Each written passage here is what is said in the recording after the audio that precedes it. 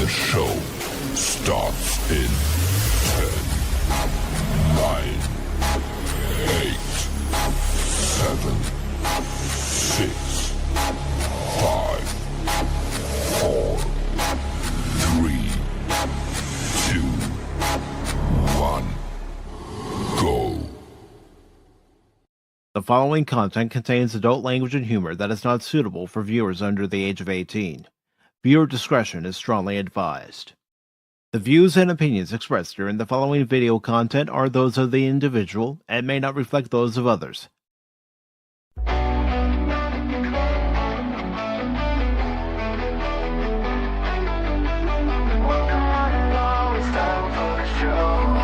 Pacific414 Pop Talk is here.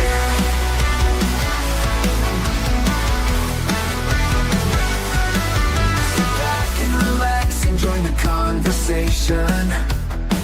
We got Paranorman tags, Cashmoney007 and even Mike too. Pop culture, entertainment, news and reviews. Discussions or have opinions made from the panel to the chat. Everyone is welcome here. Reactions, watch parties and special guests. We like to have a good time. Pacific414 Pop Talk is underway. Pull up a seat, we're inviting to stay. Articles, collectibles, reviews, you say.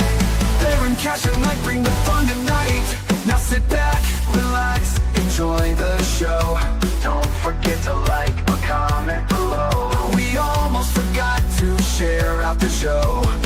Pacific414 Pop Talk is one of a kind. It's true. True. It's true.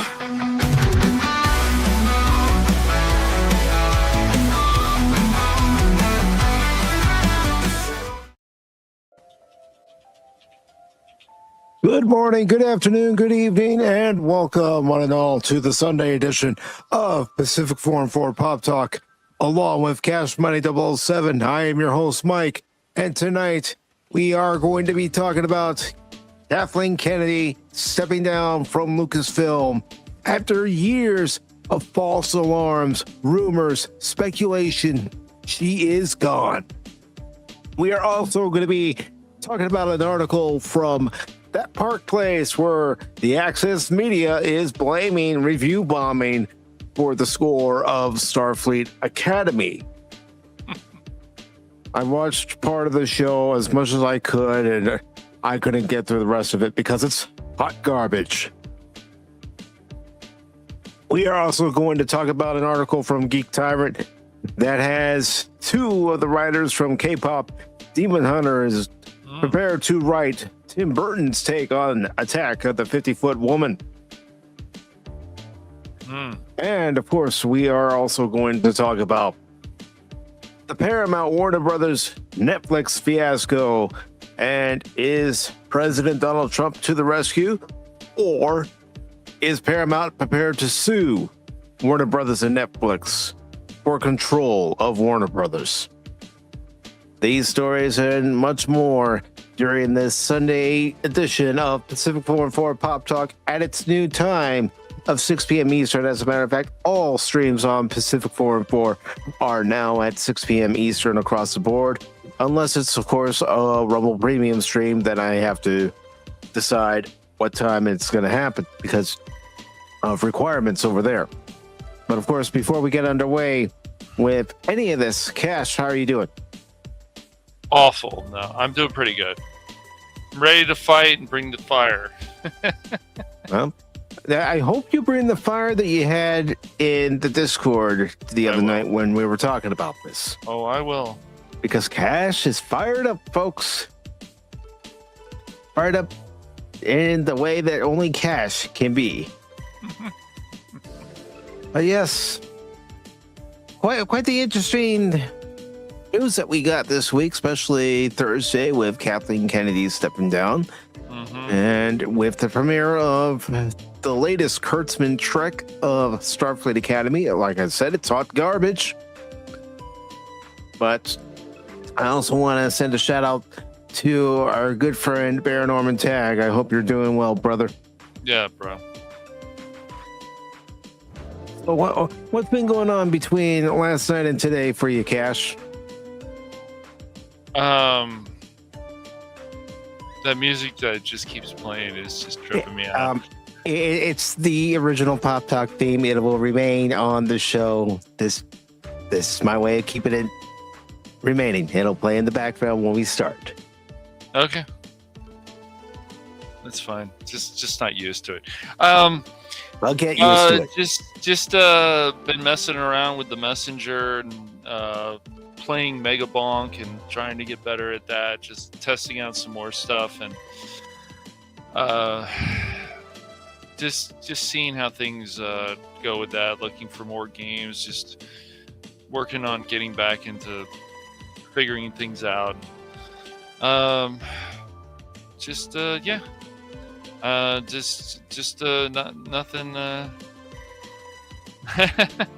Nothing too exciting. Nothing that exciting, but just reading some stuff all the time and just trying to pay attention to stuff. So I don't know.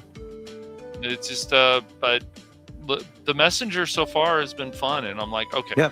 What did Mike you're gonna do have a lot that of fun with that game, and Yeah. the fact that it has a sense of humor. It does, yeah. So my goal is to not die that much in that game. I made a few mistakes here and there, but not too bad. So. It's okay. It takes a little bit of a learning curve, but it has aspects of Ninja Gaiden and a few other It does. 8-bit It was definitely classics. inspired by Ninja Gaiden. It's quite amazing what that game Ninja Gaiden did. I also watched a video about this black comedian. I don't know his name, but he was talking about how Street Fighter, there's no blood. You don't rip off someone's head. I couldn't stop laughing. But it's true. It's all true. Yeah. Yeah. He says they go to the fish market and then they want to fight and stuff. And then somebody said in the comments, well, that's why, you go to a 7-Eleven, there's an arcade machine. It was great. I was like, yeah, that's very true about Street Fighter 2. I agree. Very funny. So yeah, I watched that. And I said Starfleet Academy was hot garbage, Helion. Mhm. Hot garbage. Hot garbage. But yeah, it's but yeah, Mega Bonk is pretty fun. So yeah. What's up, DJ Ronnie GGGG? And we also have Tree Nog. We also have Prince Zaire. Yep. Along with Lord Crit of Everest Productions. Yes. Oh, very good. Good to see you all here. So, Cash, are you ready? Are Yes. you ready to get into the first story that I have lined up? Mm-hmm. All right. Let's go ahead and get into that first story, shall we? All right. As I line everything up. And here we go.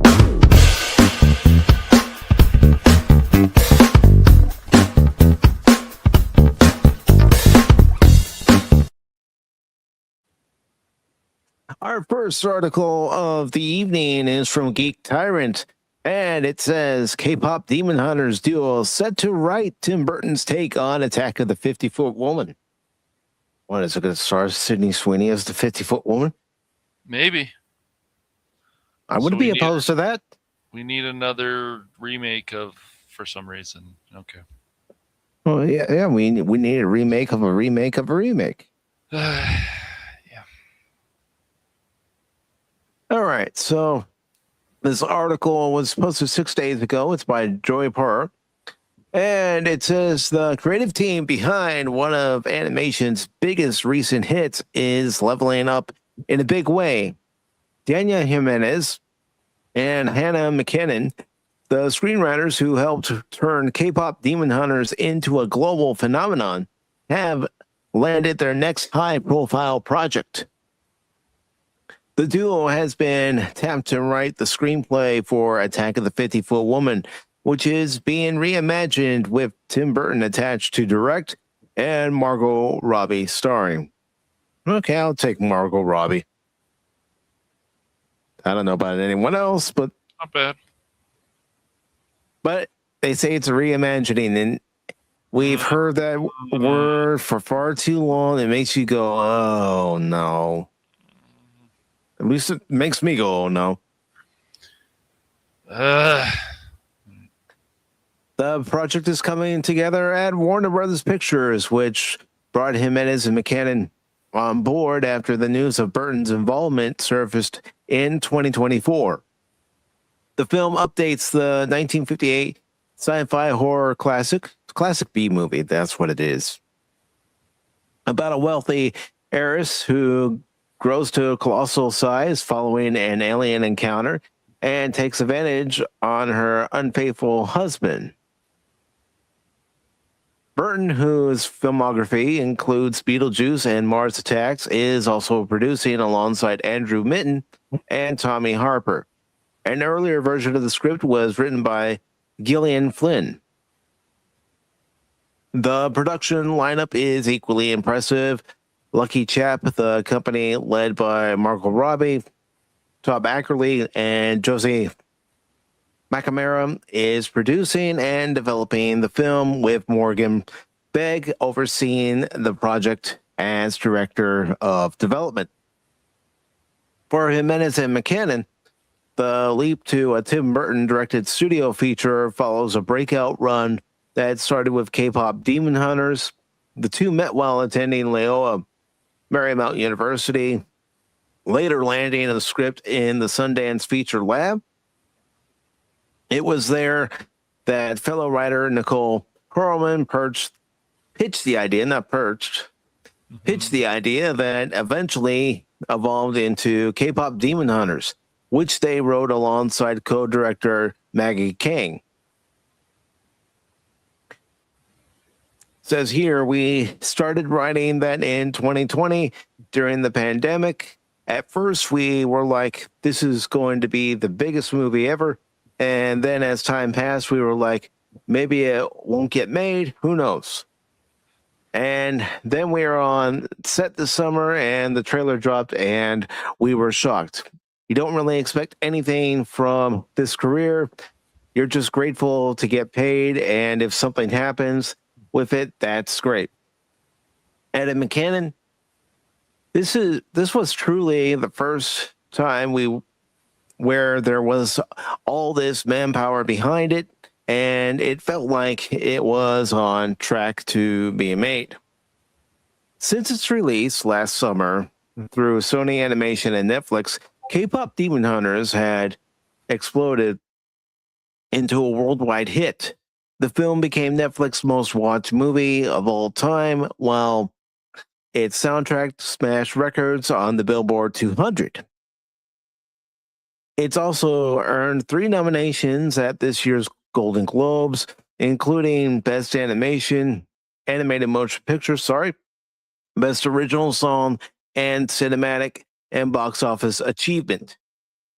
Now, with Attack of the 50-Foot Woman in their hands and Burton shaping the vision, Jimenez and McMechan are stepping into the kind of genre playground that feels perfectly suited to their offbeat instincts. And this is from the writer. It's a cool pairing of a classic sci-fi surreal style and rising screenwriting talent, and it'll be exciting to see just how massive this new take becomes. All right, so Cash, what are your thoughts? Well, 50-Foot Woman, good grief. Have I even ever watched that movie? Some of these films. Whenever I hear words reimagine, even if people like Tim Burton is part of this stuff, I just go, can't you guys just do something else? Really? Why do we need to always continue to do this? Either movies that don't need to be continued on, or remakes that just don't need to be made. Just watch the original and remaster it. I don't really understand these decisions.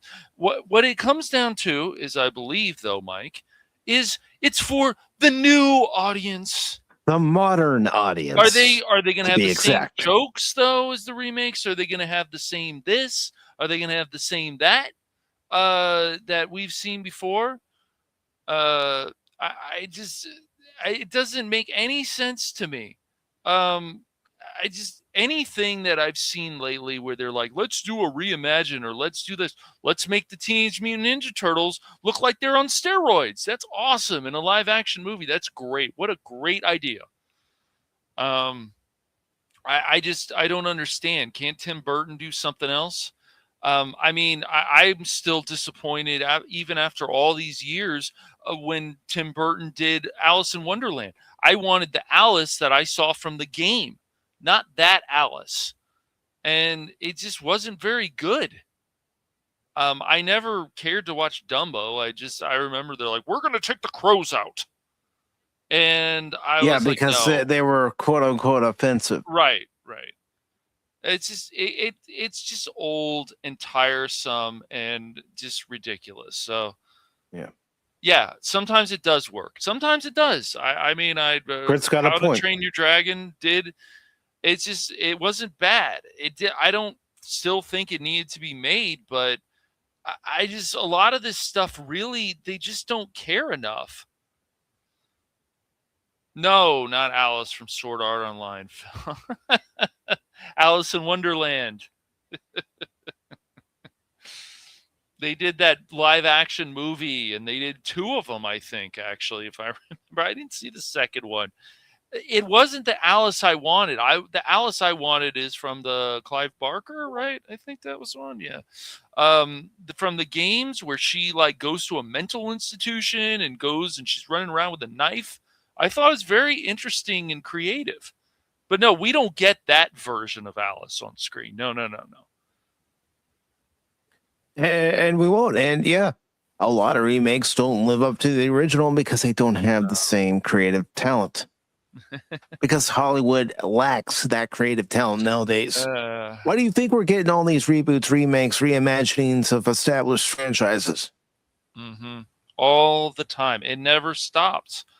And fine, you can look, some of this stuff is going to keep continuing. We're getting at Ice Age 6, 7, 8, 9, 10, 15, 18. Ice Age 1000. Really, yeah. Okay, maybe I'm exaggerating, but not by much. The thing is, if people still want to do it, but it's just like, look, I saw that horrible Lightyear movie. That was awful. And the reason I saw it is my brother's like, let's go watch it. It was terrible. Especially as a Pixar film of all things. It was the plot, and it wasn't so much even the agenda in the movie. It was everything else. This is just always another example of a film that either doesn't need to be made or go in a better direction. It's just a lot of these. Look, I even tried that Naked Gun movie, and I know Crit being in here, he liked it, and that's fine. It's fine if you like this. I tried the Dungeons and Dragons film. I tried getting into that too, Cash, and I couldn't do it. And I told Baron about that. They ruined things. The Paladin was more interesting than a lot of the characters. The Bard or the Minstrel, he was the leader of the group, but it wasn't like the Minstrel like you see in the game if you played a Bard's Tale with the cockiness and the other stuff. It was like, oh, I'm sorry. I shouldn't have done this, crew. Why did I do this? That kind of stuff.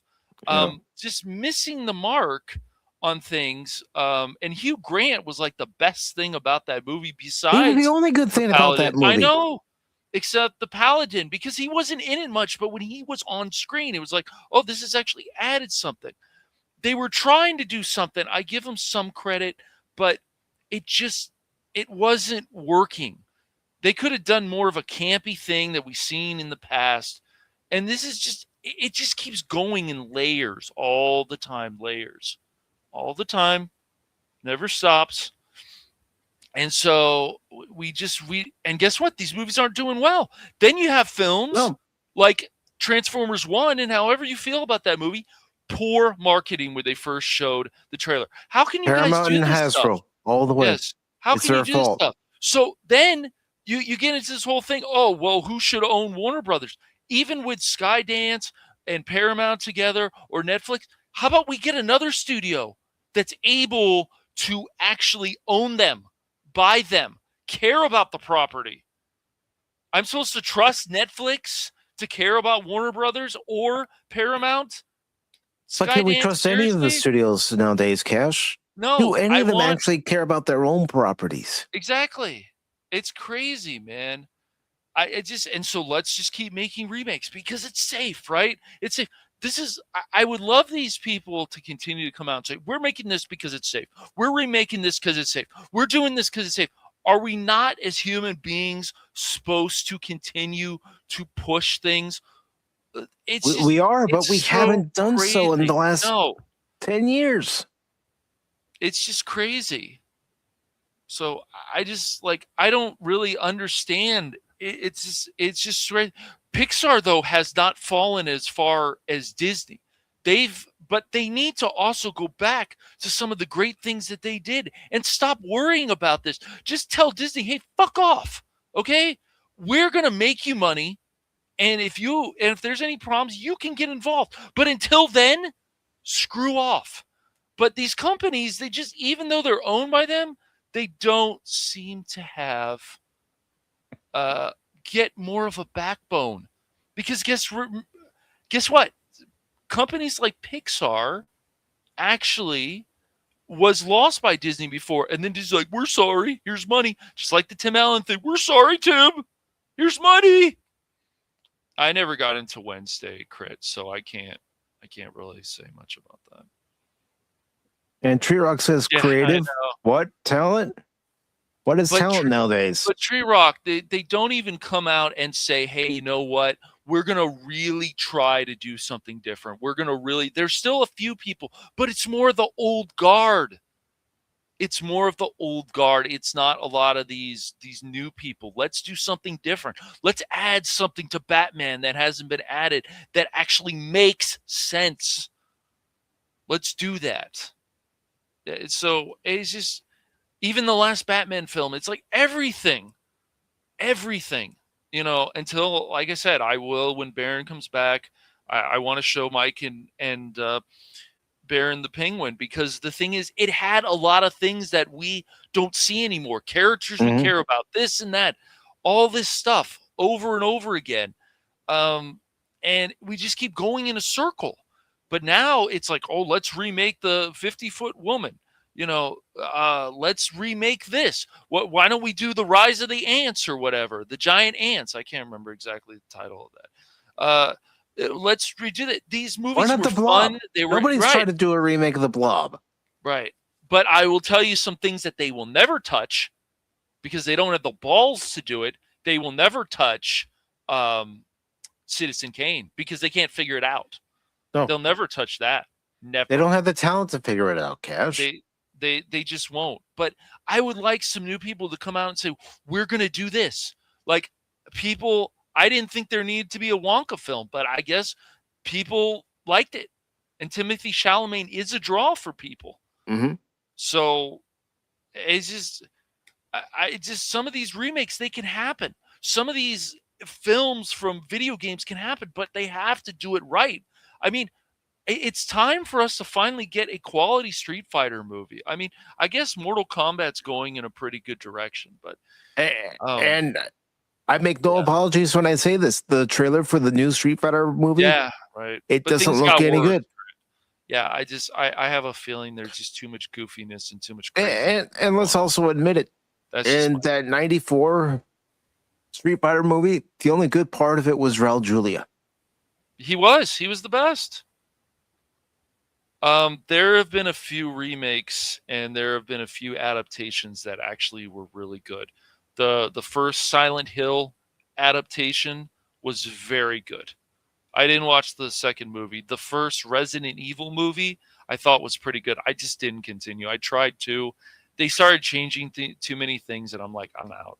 I get it. It was a lot. They wanted to go in a more action direction, but they had the chance right there to just add on to the story of the games right there. So they started changing some things. They got some things right, but we've had two Street Fighter films. Both of them did.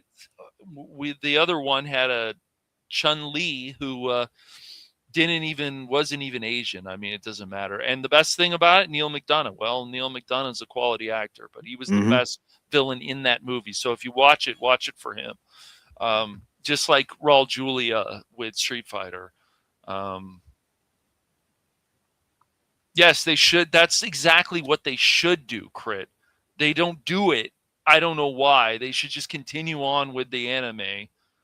The animated movie, right. Just continue with that. And Helion has a question. Have y'all enjoyed any of the remakes? No, I haven't. Not many. There's only a few that were good. So that just still worked. They changed a few things, but it worked. It's Rat Race, I thought was pretty good. I don't know if that was more of a takeoff of I guess that was somewhat of its own movie, but it's felt a lot like the old classic. And go ahead and say, well, Mike, you're just being negative because you haven't enjoyed any of the remakes. I'm not being negative. You ask a question, I'm giving you an answer. I haven't enjoyed any of the remakes, especially that RoboCop 2014. All they did was talk. Robo-talk. That's what it was. Total Recall was Total Recall was a disaster, in my opinion. That was PG-13, and they don't need to do this.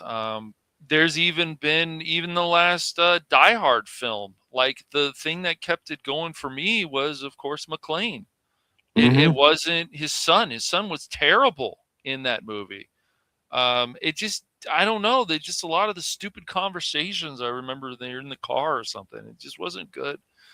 But McClane was fine. And yeah, they can make this stuff work, but they have to understand that it has to continue on with the whatever this franchise used to be, and continue on with the characters. Continue on. That's why stuff like Lethal Weapon just worked, because it was the same people, and they brought in villains, and they had the same humor, and they said the characters, and everything just made sense.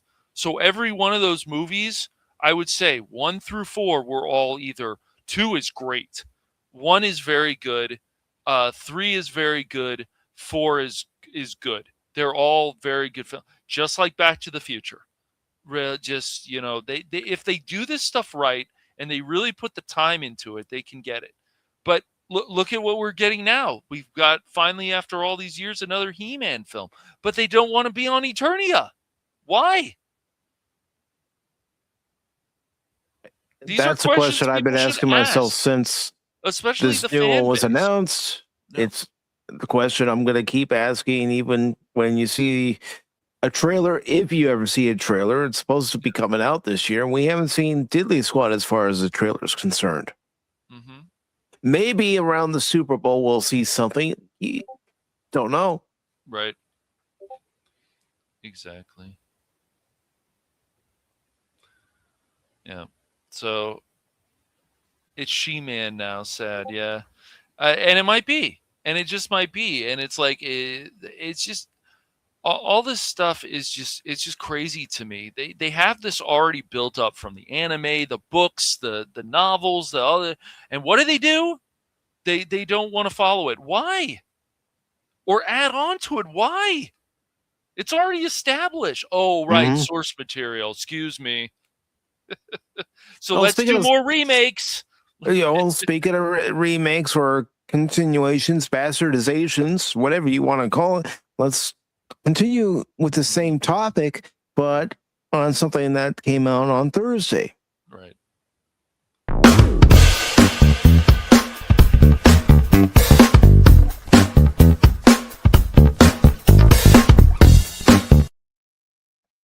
This next article comes from That Park Place, and it says Access Media blames review bombing as Star Trek Starfleet Academy audience scores plummet.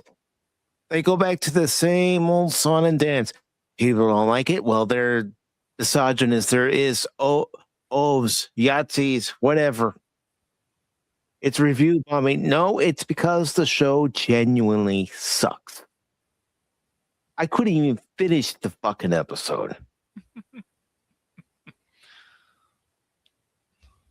I couldn't, Cash. I understand. I get it. I had to turn it off. I was trying to give it a watch so I have something to stand on, a base to stand on. When it comes to talking about the show, what I saw, it wasn't entertaining. It wasn't Star Trek, that's for sure. And it hasn't been Star Trek for the last 9 years of Kurtzman crap. Funny. And this was just posted today on That Park Place, and it's by Marvin Montanaro. And it says, Hollywood's media class has a familiar response whenever a high-profile franchise release fails to resonate with audiences. The problem isn't the show, it's the fans. That's right, Tree Rock, Crit, Lady Mist, Phil, Helion, Tree Nug. It's our fault. Then that narrative is once again being deployed following the debut of Star Trek Starfleet Academy, as multiple outlets rush to dismiss overwhelmingly negative audience feedback as so-called review bombing. Is it really review bombing when you show the first episode live on YouTube and all I can get is 1,300 views? Live views at that? Is it really review bombing? Is it really review bombing when Nerdrotic can put a Spock figure on a live stream and get more views? That's true. Than this drivel. What does that tell you about a modern entertainment? It tells you it sucks.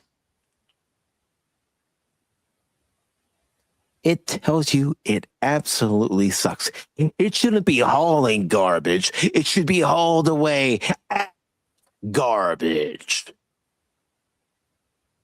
The trouble with tribbles. Best quote. Okay, there are a few others. But no, I couldn't. It was.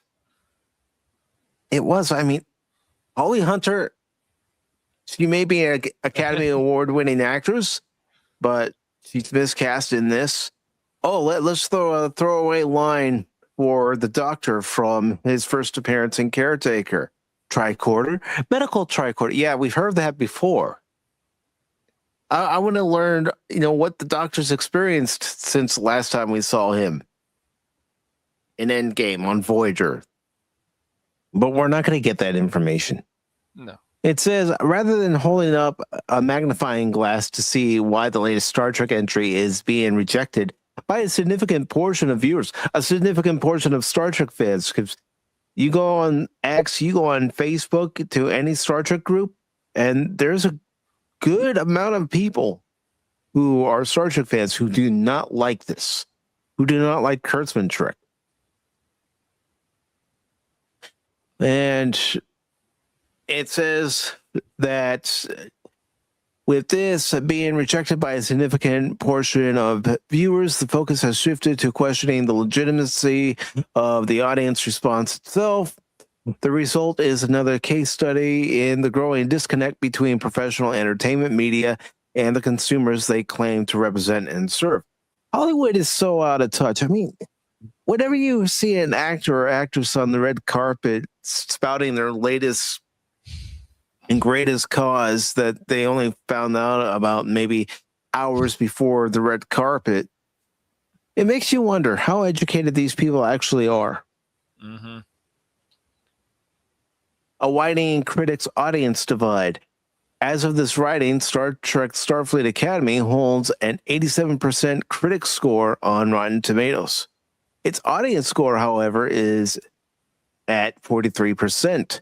Ooh, that is not good. Yeah, not so good. No. A 44% disparity between critics and viewers is not a rounding error or a statistical anomaly. It is a fundamental split in perception. It's because the show isn't written well. The characters aren't likable. They're annoying. They try to be cute. They try to be funny. I don't want cutesy and funny in Star Trek. And if it is there, do it in the Star Trek way. That's right. Star Trek has moments of humor. I mean, a piece of the action had moments of humor between Kirk and Spock, especially as they're trying to drive a car. But it was Star Trek humor. You can hear Baron and I talk about this when we were talking about a piece of the action on The Adventure Continues. This pattern has become increasingly common across modern franchise entertainment. Projects are frequently praised by critics during tightly controlled press cycles. It's because the critics don't want to lose their credentials. The critics stay on the good side of Paramount. They're the same as them. Even I understand they don't want to lose their credentials, but it all fits. The same kind of articles come out from the media that come out from a lot of these celebrities and these other people. It's the same crap. It's just they're all tied together like a big giant trash can. They are. And it also goes to a point where, you know, someone says, well, I'd rather hear what a professional reviewer has to say about something than listen to one of you guys. Well, with a professional reviewer, they're a paid shill. They're going to shill out for this particular show. Again, to keep their credentials, to make sure that they get to go to future screenings of movies and shows. It's not that, they all think the same way. So, you know, it's an echo chamber. Crazy. Yep. That's all it is.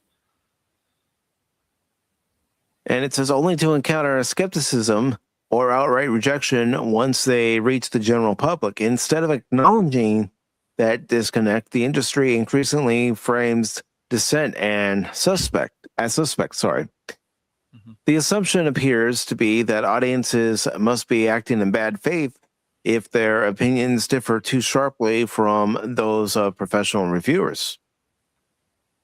Well, I may not be a professional reviewer, but I know what I like in my entertainment.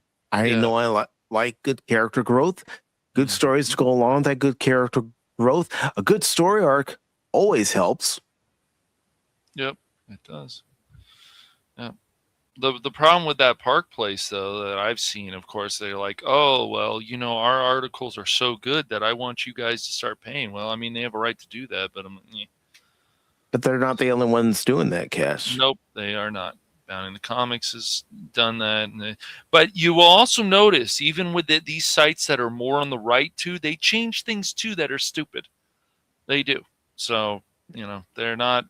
But I would definitely say a lot of the mainstream media, even from the IGNs, the PC gamers, all these other different ones, are all have people that are definitely on the more left side of things. Many things. And hello, Lady Miss. It is good to see everybody here today. And it says, review bombing as a narrative shield. The term review bombing originally referred to organized efforts to artificially manipulate review sources, often disconnected from the content itself. In recent years, however, it has been repurposed into a catch-all explanation for audience dissatisfaction. Hey, you know what? If I go to a restaurant and I'm not satisfied with the service and the food I get, I might give that restaurant another chance because maybe it was an off day. But if it continues to happen every time I go there, I'm going to stop going. Exactly. It says where viewers respond negatively in large numbers, the label is applied reflectively. It says even when there is no evidence of coordination, automation, or external campaigns, in practice it functions less as an analytical conclusion and more as a rhetorical shield. We've seen this exact scenario play out with many progressive studio projects from Snow White and the Marvels to Stranger Things and The Last of Us. Yeah. Yes. Fans didn't like the ending of Stranger Things. They didn't like it at all. No, many of them did not. Of course, I only watched season 1 of The Last of Us. I couldn't do it by the end. It's like, no, I'm not watching season 2. Screw that. By framing criticism as malicious, outlets are able to avoid more uncomfortable questions whether franchise fatigue has set in, whether creative decisions are alienating longtime fans. Well, I think you nailed the point right there, Montanero, by saying creative decisions are alienating longtime fans, because the creative decisions with Kurtzman Trek have done exactly that. I know there are people who like season 3 of Picard, but there were still many issues with that particular season. Cash heard it from me. Crit heard it from me when we were watching in Discord. Yep. We all. Or whether. Oh yeah, I did. I still do. Or whether modern iterations are failing to justify their existence beyond brand recognition. Audience-only platforms tell the same story.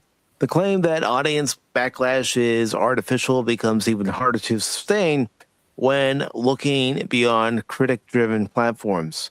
On Criticless, a site that measures only audience sentiment and excludes professional reviewers entirely, Starfleet Academy currently holds an 8% heinous rating, the platform's lowest classification. Ooh. Not only is this being hauled away as garbage, it's being pushed out of the airlock. And I'm going to go ahead and put the link to that site in there if anybody would care to take a look at it.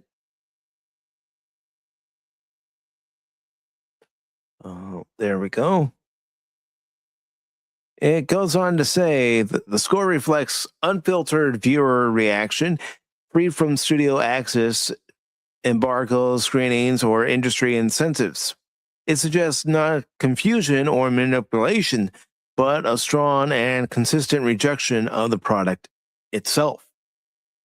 That's what we need. We need to hear from actual people like us, who will actually take the time to sit down and watch a show or watch a movie and give our honest opinions. When multiple independent platforms point in the same direction, dismissing them all as bad faith actors becomes increasingly implausible. Well, they don't like it that people are going out in droves praising the series to high heavens. That's what they don't like. The YouTube premiere undermines the claim entirely. Paramount Plus also released the premiere episode of Starfleet Academy for free on YouTube, a move presumably intended to broaden exposure and generate goodwill. But at the time of writing, the official YouTube upload shows approximately 5,800 likes compared to more than 17,000 dislikes. Again, 17,000 dislikes. What does that tell you, Cash? What does that tell you, anybody? There's some major issues with the show. We're having issues here. Battle stations. Captain, the warp core is going critical. That translates to a dislike ratio of roughly 74.6%, meaning nearly 3 out of every 4 reactions are negative. This metric matters because YouTube reactions are immediate and low friction. Viewers do not need to write reviews, register accounts on specialty sites, or coordinate messaging. They simply react to what they've watched. A response that lopsided is not easily dismissed as manipulation. Audience fatigue is not a conspiracy. The simplest explanation remains the most credible. A significant portion of the audience watched Starfleet Academy and didn't like it. Yep, right here. I know I keep saying it, but I didn't like it. Years of uneven franchise output have eroded goodwill, and new entries are now judged more harshly, not out of malice, but out of exhaustion. When a series arrives carrying familiar creative sensibilities that viewers have already rejected elsewhere, skepticism is a rational response.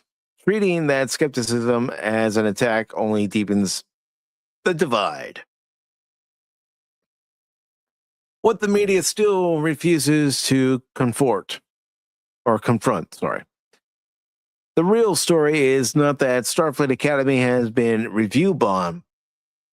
It's that the large segments of the audience no longer trust the media narratives surrounding major franchise releases. No, we don't. We've lost our faith in the news media, whether it's entertainment news media or current events. In any aspect of the media, we've lost confidence in them because they keep spinning narratives. Audiences are not obligated to agree with critics. They're not required to embrace a show because it aligns with industry-approved messaging or branding strategies. And they are not acting in bad faith simply because their reaction disrupts a carefully managed press cycle. No. Individuals like Jeff Sparks, Lady Miz, Talion, Tree Rock, Tree Nug, anybody who happens to be listening and watching right now are capable of making up their own minds when it comes to a movie or TV series. We don't need someone to tell us what our opinion should be. When a critic's audience scores, fan-only platforms, and even YouTube reaction data all point in the same direction, the accusation of review bombing starts looking more like denial than analysis. Yeah, they are in denial. They are in denial because they're thinking that their Star Trek is the greatest Star Trek ever made, that it wraps itself around the ideals of Star Trek, when all it does is put up a middle finger to the previous shows, previous iterations, and take a big dump on the carpet. That is Star Trek. It says whether the industry chooses to acknowledge that reality remains to be seen. Do you think Star Trek Starfleet Academy is the victim of review bombing? No, I think fans have had enough. We've had enough for quite a long time, and we're saying no more. We're sending a message to the current owners of Paramount in Skydance, David Ellison, saying no more of this shit. We don't want any more of this shit. Bring back good Star Trek. Bring back good Doctor Who. I know Paramount has nothing to do with Doctor Who, but the point I'm making is that we are tired of this drivel. Give us thought-provoking Star Trek like we used to have. Nope. Please. They don't care, though. No, Their they don't. mindset is all on other dumb shit. And then they want to blame other people. This is the same thing with review bombing of games, review bombing of this, review bombing of that. I don't just always believe. Sometimes, yeah, can fans be stupid just like these companies? Absolutely. But, you know, if there's legitimate concerns and people are yes, people review bomb things for stupid stuff. And then the media some of the media goes, oh my gosh, I can't believe they did this. But other times that they review bomb is probably justified because there's just problems. And people do not like that. Now, giving a show a 1 or a 2, and yeah, I mean, there's all been kind of, there's even popular stuff. This game is shit. This movie is shit. This is shit. And it's like, okay, well, why? I mean, why is this good? Why is this shit? Yes. Let's talk about Dispatch real quick. Yeah. Some people don't like Dispatch. They think it's shit. I like Dispatch because, one, it introduces you to your main character, Robert Robertson. Right. Let you know exactly what kind of situation he's in, what kind of life he's lived up to that point. puts him in a situation where he's no longer Mecha Man anymore, and he has to do another job. Right. In order to fill in that void. But even then, you learn that they are going to try to rebuild his suit so he can be the hero that he's meant to be. Like his grandfather, his father, were before him. And he gets a team of misfits that he has to basically mold and shape into a team. And if you don't like that type of Telltale type style gameplay, then fine. Like, that's a legitimate argument. I can't say it's not. If you don't like the stuff like the Souls-like, you don't like that combat, I feel that's a legitimate argument. Some people just don't, and I get that. Yeah. It's understandable. But when you come in or you feel that it doesn't matter who it is, and people are like, this is shit, that shit, this could be shit, or this is amazing, tell people why. This is also the problem. It's like, tell people why that this is shit or not shit or whatever. I mean, why has Dispatch won awards lately? Because people like it, and not just critics. There's also fans that like it too. Yes, I know there's some people that say the writing is crap and it's TikTok this or whatever. I've seen some comments. Fine. Did those people actually play the game? Who knows? But well, one of my critiques of Starfleet Academy is it trying to be cutesy and funny, where the humor doesn't work. Having a cadet say that she ate her comm badge, that's not funny. If these current people in charge of Star Trek even took time to watch Star Trek prior to their slop, they would have learned in season 2 of Next Generation in particular that Starfleet only accepts the best and the brightest. Exactly. You have to go through an acceptance test to make sure that you can handle pressure before you even accept it into the academy. That's right. That's the whole thing. And so it's just, that's why you have every right to ask them questions. What do you know? What do you know about this franchise? Okay, you're ahead of it. What do you know? What have you read? So what exactly have you read? And if they can say, or they want to be like, oh, I'm not going to answer these questions, that says a lot. A lot. Yeah. Well, saw an interview with the actress playing this Jem'Hadar. Went on a hybrid, and she was saying that it's 800 years in the future, people. It's evolution. Evolution takes thousands of years. Yes. So are you telling me that a genetically engineered, genetically created species that the Jem'Hadar are, it was established on Deep Space Nine, evolved to where they had, male and female chromosomes? No. Jem'Hadar are bred to only be male. They are bred to fight. They are bred to war. Yes. They are not bred to be male and female. And for the actress to say that she watched Deep Space Nine, well, apparently he didn't pay attention to particular episodes in the 4th season, as a matter of fact, where the Federation and the crew of Deep Space Nine, the Defiant, teamed up with the Jem'Hadar to look for a gateway. Yep. And it's said by one of the Jem'Hadar, there are no males. And the thing is, like, you go to a convention and you pay money, and you're paying good money. You're supposed to, for a really good experience. And you start talking to these people. You're there to ask a question about the panel. Ask a question, to the panel, and you say, "Hey, you know what? I'm just curious. Like, what do you guys actually know about Trek? Because like." A lot of this, and so they couldn't take it. They want people to kiss their ass. That's what they want a lot, and it's just pathetic. It really is. I still remember years ago, it's definitely, my brother and I went to like a theater. And even back then, we were listening to a panel of Lost, and it was interesting. But because my brother and anybody else who sat up in the balcony and didn't pay more, they don't get to ask a question. That doesn't mean you go on, social media, and you can, but even at that time or whatever, some website or what, and say this is not fair, but because they didn't pay more money, they don't get to ask a question. It's so ridiculous. And what was one of the questions even back then?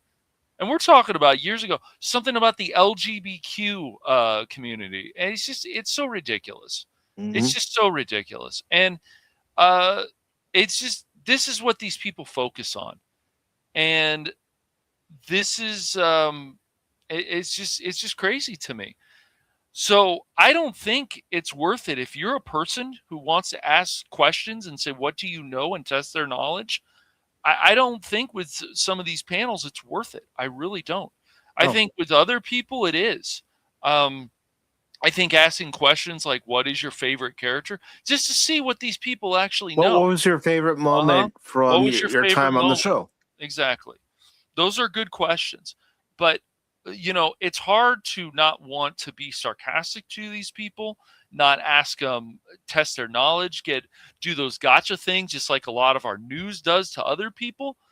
I just think that it's a problem, and it shouldn't be. You should be able to ask, especially if you've been waiting for like a few days just for this panel, and you want to ask your question, and the way that they treat you, it says a lot. So it's really something. Not all these people do that, but if these people really care about their character, like they claim and there are people who still do, but if you don't like what's going on with Trek, I will tell you this right now: do not waste your time going on one of these panels and trying to get an answer from them, because you're probably not going to get the answer that you like, and that's okay. But no, I mean, Robert Picardo, who was on Voyager, had come out and said Star Trek has always been woke. Yeah. And no, it hasn't. It's always been thought-provoking. Right. It's always presented multiple sides to a conflict, an issue, not just one side. Yep. It is left it up to the viewer to decide: did Kirk do the right thing? Did Picard do the right thing? Did Sisko, Janeway, Archer do the right thing in this episode? And Star Trek has also talked about medical advances in prior shows. Yes. And with those medical advances, because I'm also addressing Jet Sparks' question here, there are diseases that have been cured in Star Trek's future. And, illnesses that were thought like to be dialysis. Yes. Yeah, you bring up a good one. Dr. McCoy comes across that woman in Star Trek 4 when they're in the hospital. Yes. And he asks her what she's suffering from. And she says kidney dialysis. And McCoy's all, kidney dialysis? What is this? The Dark Ages or something, yeah. And he gives her a pill. He says, take this. If you have any questions, just call me. And then a few moments later, we get the payoff to that short little scene where the doctors and nurses are astounded that this woman no longer has any kidney issues. No. And, Star Trek was always about medical advances. And Kirk in Star Trek 2, well, he's allergic to a procedure called Retinox 5, which helps repair your retinas so you can see with 20/20 vision. Well, Kirk was allergic to it. Well, this series, Starfleet Academy, is supposed to take place 800 years. Don't you think they would have come up with another process that was even better than Retinox 5 that maybe someone like Kirk wouldn't have been allergic to, but unfortunately Kirk is gone, but other people have been able to benefit from? And they think it's funny. Oh, yeah, let's put in this gag where Holly Hunter's captain puts on glasses. Watch Holly Hunter and a lot of other stuff. Yeah. Okay, I don't like her in this. I don't. I think she's miscast. Mm-hmm. So, it's always what they do is they want to make fun of this, but they just want to insult the old fans, and they've made that clear, very clear, that they don't care what a lot of the old fans think about any of these franchises. And guess what? These fans are the one who built these franchises. Without them, they don't continue. They don't live on. No. Why do you think I want to continue doing the Adventure Continues, where we look at a specific episode from any of the series, the 6 series that were on during 1966 and 2005? Yep. And then to bring light to good Star Trek, what it's supposed to be. Right. And you get other fans. Go ahead, fans. say I'm gatekeeping. You get other fans that will say, "Oh, you're asking for too much. Why are you asking for because we've had this already. So why do you think other fans are asking for too much? Why do they think they're asking to honor what came before this and continue this with the characters?" But you get the people, they're like, "Oh, well, we'll just make this Trek the way we want." Great. But if it's not popular, it doesn't sell, then what happens? Oh, let's blame the fan base. Let's call them names. Let's call them this. Yeah. That just makes people mad. It's Tim's fault. It's Jed Sparks' fault. Right. It's Tree Nug's fault. It's Lady Miss's fault. Right. It's Tree Rock's fault. It's Crit's fault. It's Phil's fault. Right. Yeah. It's Helion's fault. It's Cash's fault. It's my fault. None of these series are succeeding. No, it's not our fault at all. No. We all know what we like in our entertainment. And if we're not being entertained, we're going to say so. We're going to tell our friends, families, and neighbors, don't go see that. It sucks. That's right. Or even if we had lukewarm interest in something and maybe it was okay, we're going to tell them it was okay, but we're also going to tell them, especially in this day and age, wait for it to come on streaming. Yeah. It's not worth paying the price at a movie theater to go see it. It's not worth subscribing to these streaming services to watch. Yep. And some of these movies that are still coming out today, they just want to lecture you like you're a bad person or you're a good person, you're this, but the lecture is so idiotic. Mm-hmm. Instead of you just having the information there and letting you think about this, maybe this side, maybe that side. So people that care about that and really want to make you think, which is like the point, or it should be, especially of these other shows, then that's what they should do. But they can't do that. You can go back to anything that made you think, even goofy stuff there, here and there, like Power Rangers. There's still heart. They're still about friendship. There's just these things that just make sense. There were lessons being taught in shows like Power Rangers. Go back and watch like an old cartoon, like He-Man and the Masters of the Universe always had the PSAs about what they went through and this and that. These are people that want, and yes, I get it, the talent's not there, this and that, but it's also the arrogance, it's the narcissism that continues, that doesn't stop. It's just really ridiculous. So that they just want to keep putting it. Oh, look at this joke. Look at this goofy humor. Look at this bathroom joke that was never about this franchise. And people go, "Oh, isn't that funny? Because it's for a kids' movie." So you're going to tell me these kids are idiots? So you want to make them less? Kids are idiots. Yeah. Because if kids are idiots, then back in '73 they would have had Star Trek: The Animated Series. Right. They didn't dumb it down because it was an animated series. It was still Star Trek through and through. Go back and what? That's why whoever takes these things over, this is why even people, if you were a fan of, say, Kim Possible, and how good, and if you're like, you want to see good writing, that show has very good writing. Funny moments, people they brought in to voice these characters. And but the consensus was that when they did the live action film of Disney, it wasn't the same. And I know some people because they grew up with this and they wanted to try it, and it wasn't the same. Yet if you watch some of this other stuff, Sweet Life, and why these things can also be popular, it's the writing, it's the characters, it's the jokes, it's the situations. Yeah. And Treerock, if you swallowed your communicator, I'm afraid to say that you're not Starfleet material.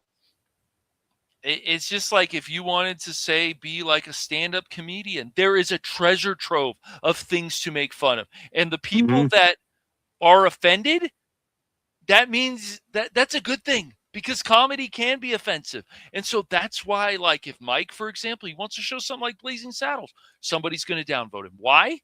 Because they don't like that movie. That movie is offensive. How dare you? Why would you do this? How dare you do a watch party of that offensive movie? I mean, there are people that aren't going to like Nuremberg, especially when it shows actual footage from the trial and also from the concentration camps. Right. No. But it's a part of history, and it's a part of history that needs to be talked about. Exactly. And the people that are also working on this, even with these franchises, they don't care because it doesn't fit their narrative. And they have made it very clear that how dare you insult something that I made? Oh, you mean something that you added on to? Let's be clear about this. Did they add on to it for the better, though, Cash? No, of course not. Because if they did, they would have made a lot of fans happy. And you should never go out of your way to make everybody happy. But you can make a lot of your fan base happy. Why is stuff like Half-Life, even after all these years, so memorable? I wonder. Why are people still playing it after all these years? Mike just found it recently, doing his first playthrough. Why is it? Because it's really fucking good. That's why. I may be cursing during the whole time I'm playing it, but yes. But I'm still having fun. If I wasn't having fun with the game, right? The doctors matter. Everything fucking matters in that game. Everything. Every fucking thing matters. Yep. Why is stuff like Django Unchained? It's not because there's a situation where they're talking a lot about, the black people in this, because there's actually white people that care about black people. Even back in those days, there were. What? That can't be true. What about all this Jim Crow and all this stuff? I'm just making the point that a lot of this new entertainment, and that's why people have gravitated to anime and stuff, because there's a lot of stories in there that people want to see. The characters, there's still people, though, that care about what is going on. There's still a few people, but once again, it's the older guard. But I think people like Timothée Chalamet that I've seen, he cares about really putting in good performances, and that's what you need. If we're going to have these younger generations bringing in people like the Donald Sutherlands and all these other different people who are great, then you need that passion. So, no. I always laugh when I hear somebody say, we're more diverse now than you guys ever were in the 80s and 90s. Funny. You look at last night's episode that we watched and discussed, Emissary from Deep Space Nine. And what do you see? People of different ethnicities. That's right. And I'm not just talking about the people in alien makeup. I'm talking about the actual humans that you see on camera. People of different ethnicities on the show. And they had lines, too. They were made important. Yeah. It's just, it doesn't matter Cash what isn't it the is. only one that's tired of this BS. I'm tired of this BS. It's not, it's just like, why did all these shows go wrong? Why is something like Boondocks popular? Watch the show and analyze it. Why is stuff like King of the Hill so popular? Why did Futurama be so, why was there so many good episodes of Family Guy? Why was The Simpsons so popular in the beginning? It goes on and on. Like, The Simpsons could end, but the funny thing is, there's still people there, surprisingly, that are still trying. It doesn't matter if you like the show, but you can also trick yourself just because you feel, and I've said this recently, I know, and I'll say this again and again, you can trick yourself just because you're a person who loves background. You're like, oh, they finally said it. Start clapping. And then you realize, oh, shit. Clapping like a seal cache? Right. That really isn't something I would expect from you, but hey. No. It's just, I'm just saying that you can trick yourself. Even in Star Wars, you're like, oh, they finally said something about her background. Finally, yes, this movie. Then you go back and you're like, really? Okay. And so, and the reason I'm making that point is because you want something so badly from a character or a TV show. And you finally get it, maybe in the last movie of the trilogy, and then you realize, shit, this is really not that good, and this is all I cared about. I just feel ridiculous. Yeah, no, the Simpsons, the whole thing about the Simpsons, the Family Guy now has become a train wreck. I heard Futurama coming back has actually been pretty good. I've yet to watch it since it came back. Yeah, I think I watched that one episode. It was pretty good, but I just find myself watching a lot of older entertainment because it's just so freaking good. It just is. The characters, everything. It doesn't matter what it is. I find myself going back and watching shows like the Steve Harvey Show. Why? Because it's funny and the situations are good and there's actually heart. What the hell you say? There's shows like Married with Children that even some of the people that I know have found it recently and just like finished it. One per Spock, actually. You know, it's just there was a lot because they explored a lot of different things and they didn't just show one side. It was all these different sides, how these people feel about this, that, the other. That makes, watching A Living Color. They push things. They push boundaries. Mad TV did the same thing. Let's see how far we can actually go and actually then make it funny. Let's make fun of this character. What if this character did this? Well, this is not how people think anymore in the entertainment industry. They're like, well, my narrative is more important than this and this. There's still people that do stuff. Even Mark Ruffalo, as crazy as he is, especially lately, he can still do stuff where he's not playing some character, the evil orange man, whatever it is. It's just, it depends. There's people out there that still care about their craft. Even as crazy as De Niro is, the man still cares about his craft. But it's just, it's a mess. But it's also the people that are working on this. We're finally, after all these years, getting potentially a quality space movie by Spielberg. So we'll see. There is potential there. And Tim asked, will Star Trek animated series be part of the Star Trek show? If you're referring to Star Trek the animated series from 73, I doubt they even know about it.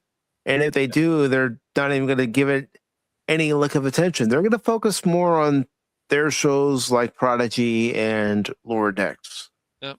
Because they already mentioned a couple things from those two shows in the first episode of Starfleet Academy. Go back in time, and when these people say, "Oh, we haven't had this," go back in time and watch stuff like Brothers. That, thank goodness, Barron told me about.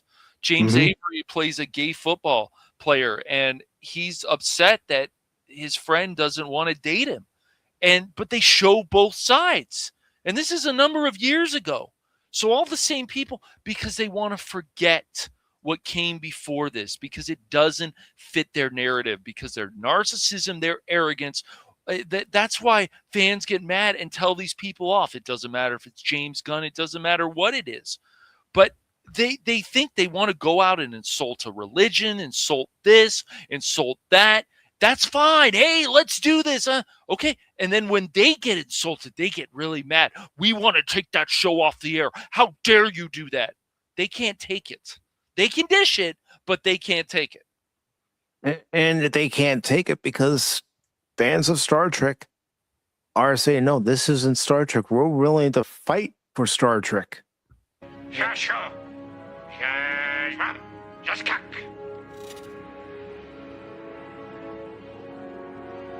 He said, today is a good day to die.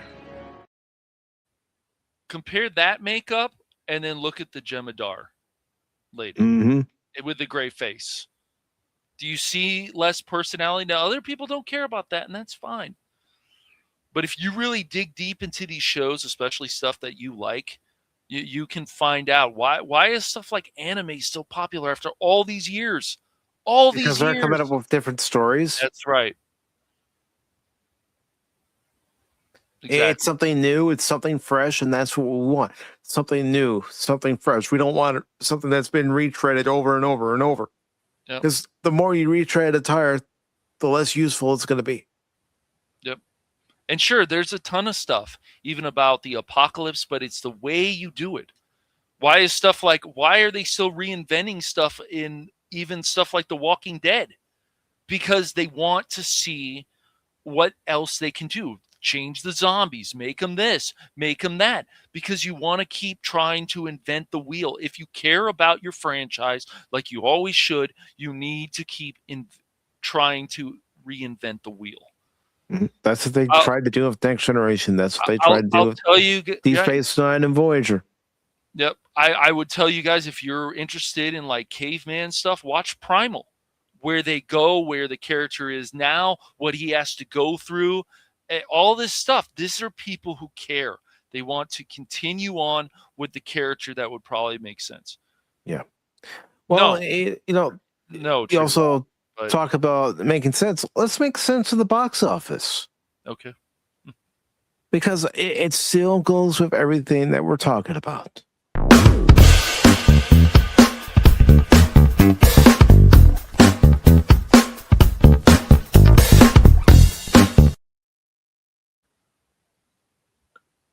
And no, don't remake Babylon 5. I know Michael Straczynski wants to do a remake of Babylon 5.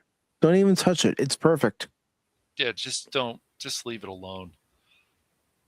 But if entertainment was so mind-blowingly good, then why is the box office the way it is?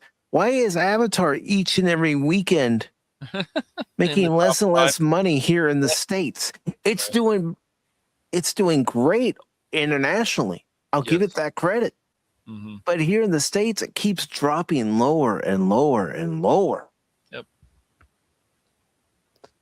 Yeah, it was the top movie this weekend, but only by a small margin. What's the total? Yep. Let's see. Look at that. Almost $1 billion internationally. Wow. Yeah, this is where all its money is coming from. Yep. Then you got this paltry amount here in the States. Yes. Oh, Lady Miss again. Well, remember, Lady Miss is going to make sure she goes to your channel, to my channel, not playing favorites. Right. Yeah, it's mostly a lot of international stuff. It's very interesting, but domestically, it's just not there. No, the totals aren't very much there. So, no, Disney and Cameron better be thanking the international markets. Yes. I mean, Crit saw it. He said it was a lot of the same stuff. I mean, I'm not surprised. It doesn't, and if you want to go see it, that's fine. Like I said, if you're going to ever go see in any Avatar movie, you really want to see it, watch it once in 3D and then just forget about it. That's my advice. Well, if you want to see any TV show and movie to judge it for yourself, don't go by what someone else is saying. Do it. I've done it many times. Yeah. And look, this 28 years later movie, it's not doing well. Yep. No, it's not doing very well, and I don't think the budget was bloated or anything. But I just don't care about that movie. Housemaid is doing very well. Yeah. It didn't have that high of a budget, but it's making money. And Anonymous, he might protest too much, but he went and saw it with his wife, and you can't tell me parts of it weren't worth it. Yeah. I haven't seen it for myself, but here's another movie where Disney should be thanking the international audience. Wow, look at that. Yeah.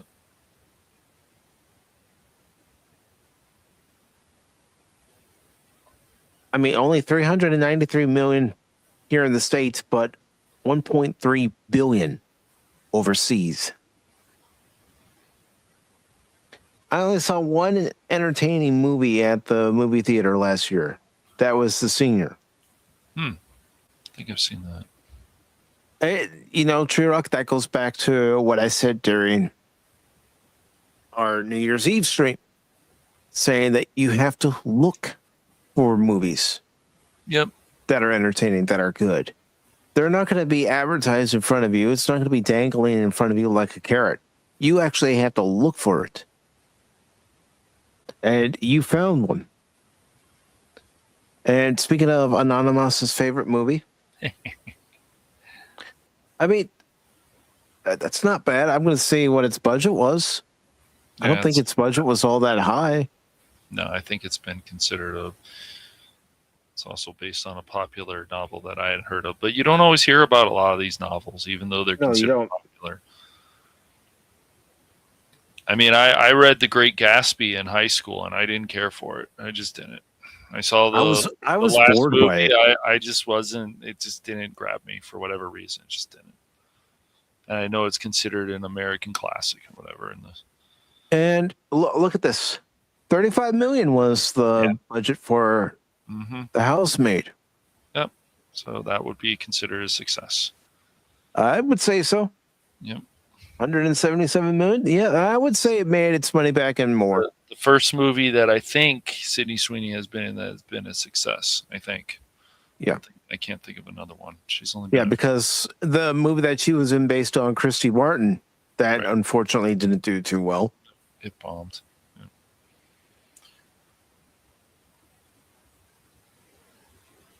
All right. Different opinions. Different opinions. The Housemaid. We should read The Housemaid, should we? I don't know. I don't know. Not sure that's. I watched the movie only because of Sydney Sweeney, but hey, I can hear some twat calling me a gooner. No, I just like attractive women.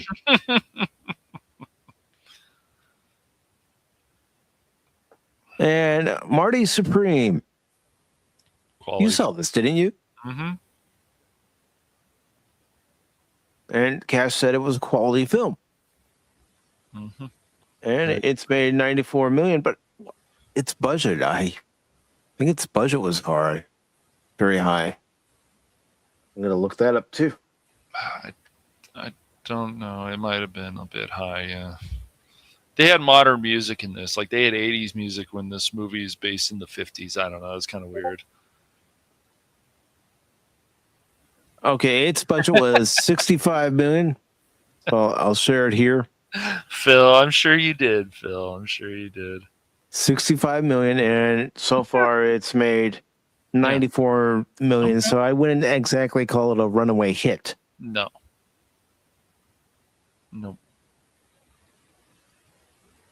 And Phil is saying, I had read a novel about a Frenchman in the 1800s that had a large chin.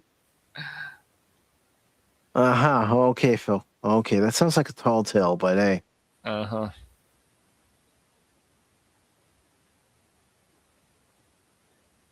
All right.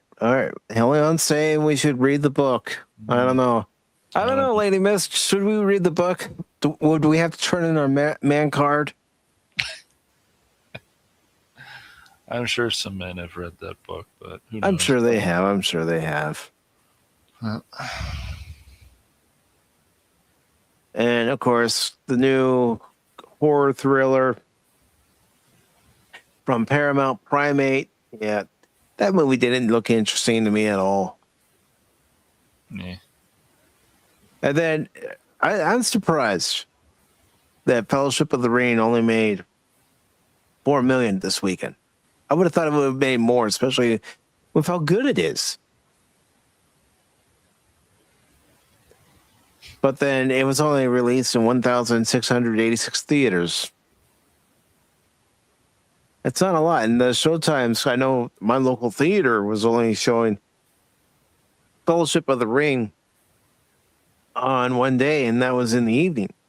Yeah, that's weird. Late evening.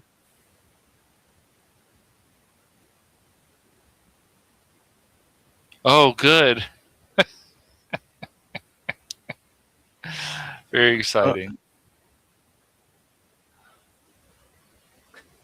I'll take your word for it. And Greenland 2 Migration, that's the new Gerard Butler movie. Look stupid. Yeah. It's like, nope.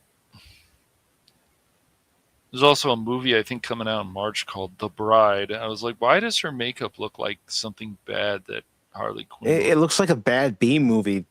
That movie, The Bride. I don't know. I keep looking at her makeup and I'm like, is she supposed to be like a bad looking Harley Quinn? And my brother looked at me and said, you really feel that way? I said, yeah. Yeah, I do.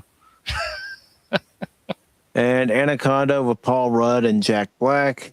It's made $121 million worldwide. I'm just not a fan of Jack Black. I've liked some stuff Jack Black has done, but that Anaconda movie with Paul Rudd, no, thank you. I just think it's really stupid. And Phil McCracken's favorite movie, SpongeBob SquarePants, The Search for SquarePants, 2.3, and it's only made $144 million worldwide. I think the sponge can no longer soak up the water. Maybe not, but if the budget isn't that bad, then that's probably pretty good. Yeah. And unfortunately, Cat Video Fest 2025 is not on the list. Sorry, Baron. So the Lord of the Rings was only in like about 1,300 something. Yeah, I'll go back to it. Interesting. Yeah, only 1,686 theaters. Come on, you're gonna re-release the movie for its 25th anniversary, and you're only gonna put it in 1,600 theaters? Come on. Yeah, no, I understand what you're saying, Lee, but it's still Phil. No, that's disgusting, Phil. He's so stupid. Phil. I swear, man.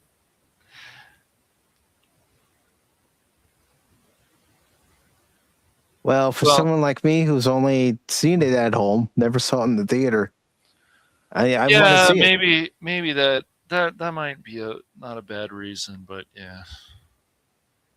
I mean, I have Back to the Future at home, and I had Teenage Mutant Ninja Turtles at home, but last year I went and saw them for their re-releases. Why?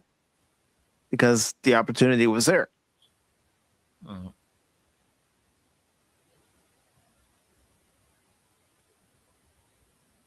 That's not a bad thing, chat. About that, yeah. The Bride, yeah. Yeah.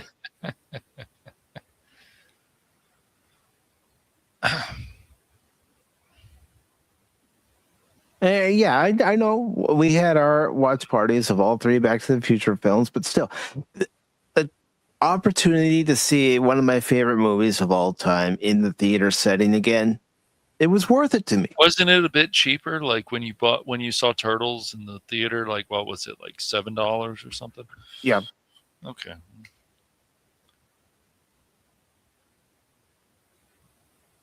Jet says he seriously doesn't understand what the heck they were thinking, and even worse, they used the damn Nicki Minaj song for the trailer, but I'm assuming Jack Black most likely was probably high. Probably.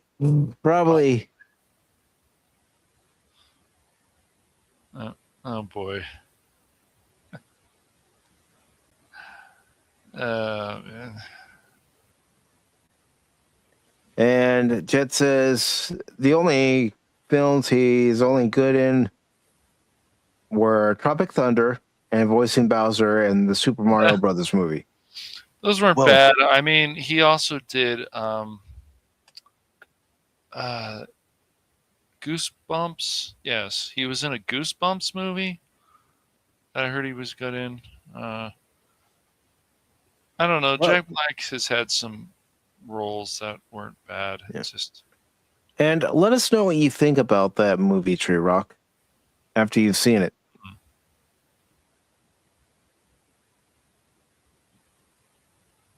And Lady Miss says, I understand. I saw it at the theaters when it came out for $3, but money is tight for families, so maybe that's why. Yeah, money has been tight for families.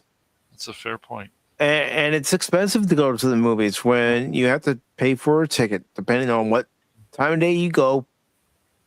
You know, whether it's a matinee. Matinees aren't cheap anymore. No. Evening shows certainly aren't cheap, but then you add concessions on top of that. It's an expensive night. Mm-hmm. And then, what if you go to a restaurant before or after the movie? It becomes real expensive, and some people, they have to budget their money. Yeah. But if you want to see cheaper movies at the AMC, you can always do the Tuesday. Yeah. And it's just it's not a fun experience like it used to be.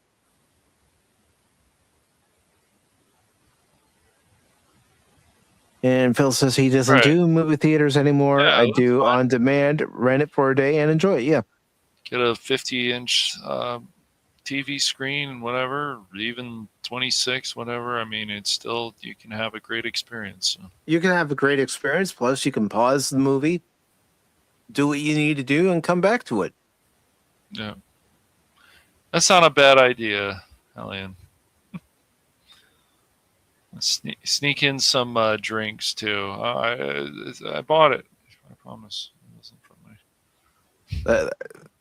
That's something that my mom and I would do. My mom, she had one of those big purses, and whenever we went to a movie together, she's all, "What do you want, candy wise?" I always went for Junior Mints, so I said Junior Mints. She says okay, and she would tuck it in her purse where it wouldn't make a lot of noise. Yeah, you can't blame people. And then she'd be funny with me and say, as we're sitting there in the auditorium, okay, here's your goods. Mm-hmm. Yep. Take a water bottle and fill it with soda or something else. I mean, whatever, and hide it, or take some water in. I mean, I'm not saying you have to do this stuff, but food is expensive still, so yeah, it is, and it's not getting cheaper. You're already paying. Go ahead. No, go ahead. Finish your thought. Then we'll. It's just So you're like, I want to buy 2 hot dogs, popcorn, whatever. It's going to add up pretty quickly. Even one hot dog, you're probably paying about $9-10 or something. I'll check that next time, but yeah. But let's go ahead and move on to our next article.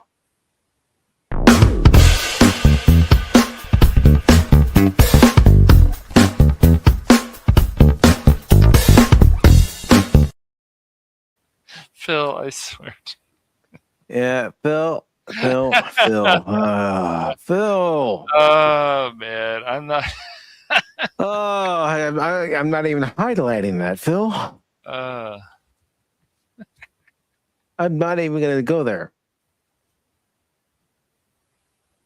But we have this article from Cosmic Book News, and it's about Paramount and Warner Brothers. And real quick, the lady Miss says, bought my own drinks and a pizza.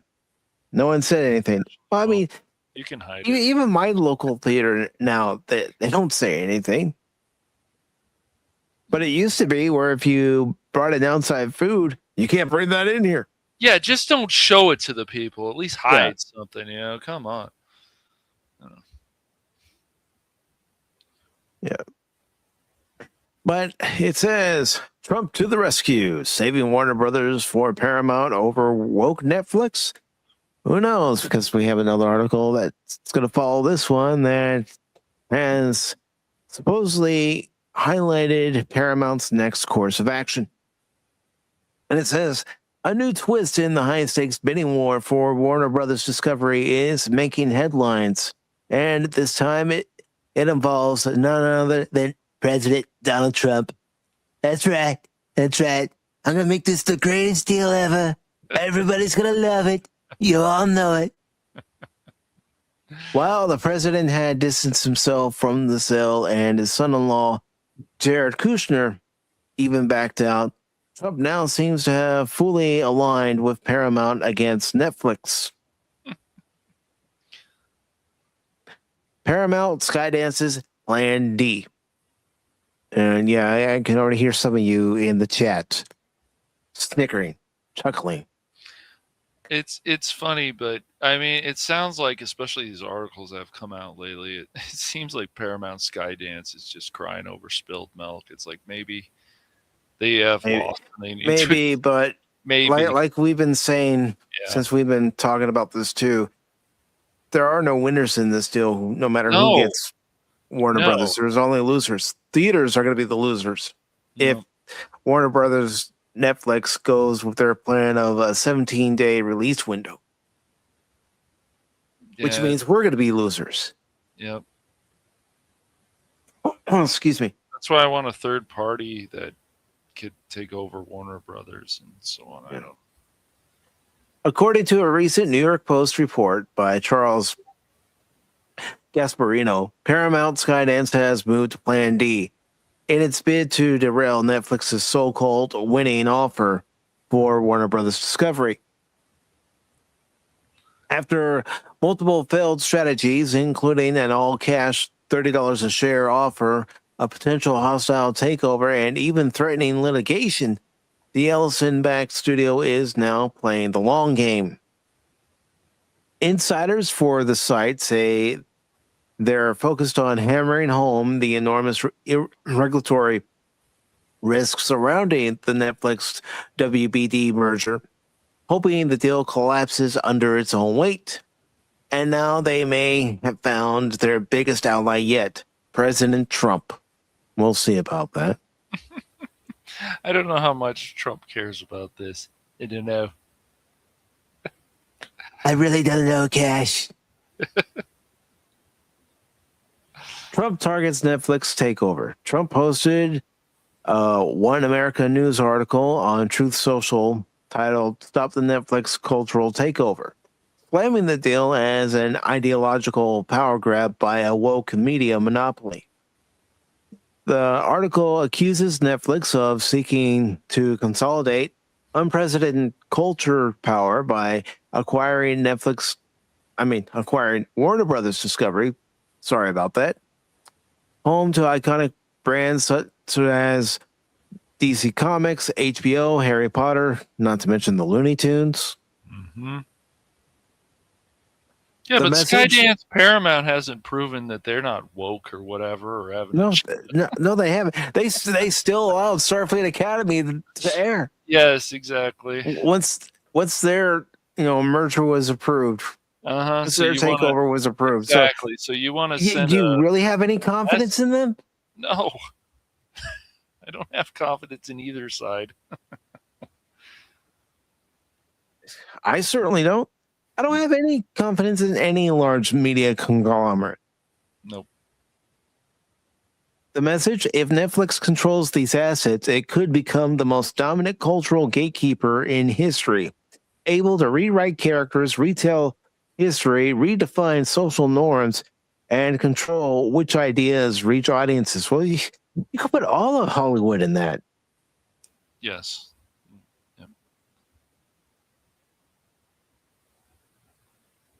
You seriously can. And Glenn, good to see you. It's been a while, brother. Hope you're doing well. Yo, Glenn. How you doing, man? It says Trump's repost was seen by many as an endorsement of Paramount Skydance's rival bid and a warning shot at regulators. It also follows Netflix's biggest, whatever. I don't care about Stranger Things. Never did. Never got into it. Chaos incoming. It says this aligns perfectly with what the Ellisons and Redbird Capital have been arguing for months. The Netflix Warner Brothers Discovery deal is a regulatory nightmare waiting to happen. Netflix is offering $27.75 per share in a mix of, stock and cash. not Ucash. For Warner Brothers. Studio and HBO Max with an extra $3 per share tied to a risky cable spinoff. CNN and TNT Discovery would be their own separate brands and under a different company. But that $3 is looking more like a pipe dream as investors balk at the $15 billion debt dumped onto the spinout. Ooh, that's a lot of money. Meanwhile, Netflix has lost over $160 billion in market cap since the bidding war began, and skeptics question whether it can even afford the deal. The Ellisons are calling out the declining value of Netflix stock as another ticking time bomb for Warner Brothers Discovery shareholders.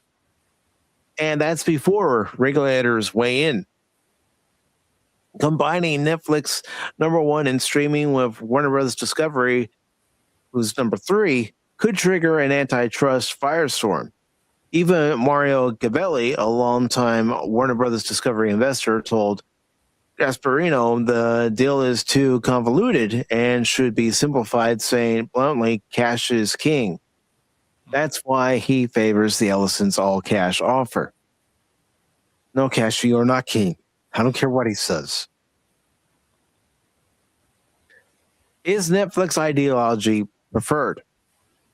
Perhaps the most explosive claim is that Warner Brothers Discovery Board favored Netflix not because of price, but because of politics. No shit, Sherlock. The writer of the OAN article was also interviewed by Congressman Matt Gaetz on his show and accused Warner Brothers leadership of choosing Netflix for ideological reasons despite Paramount's higher offer.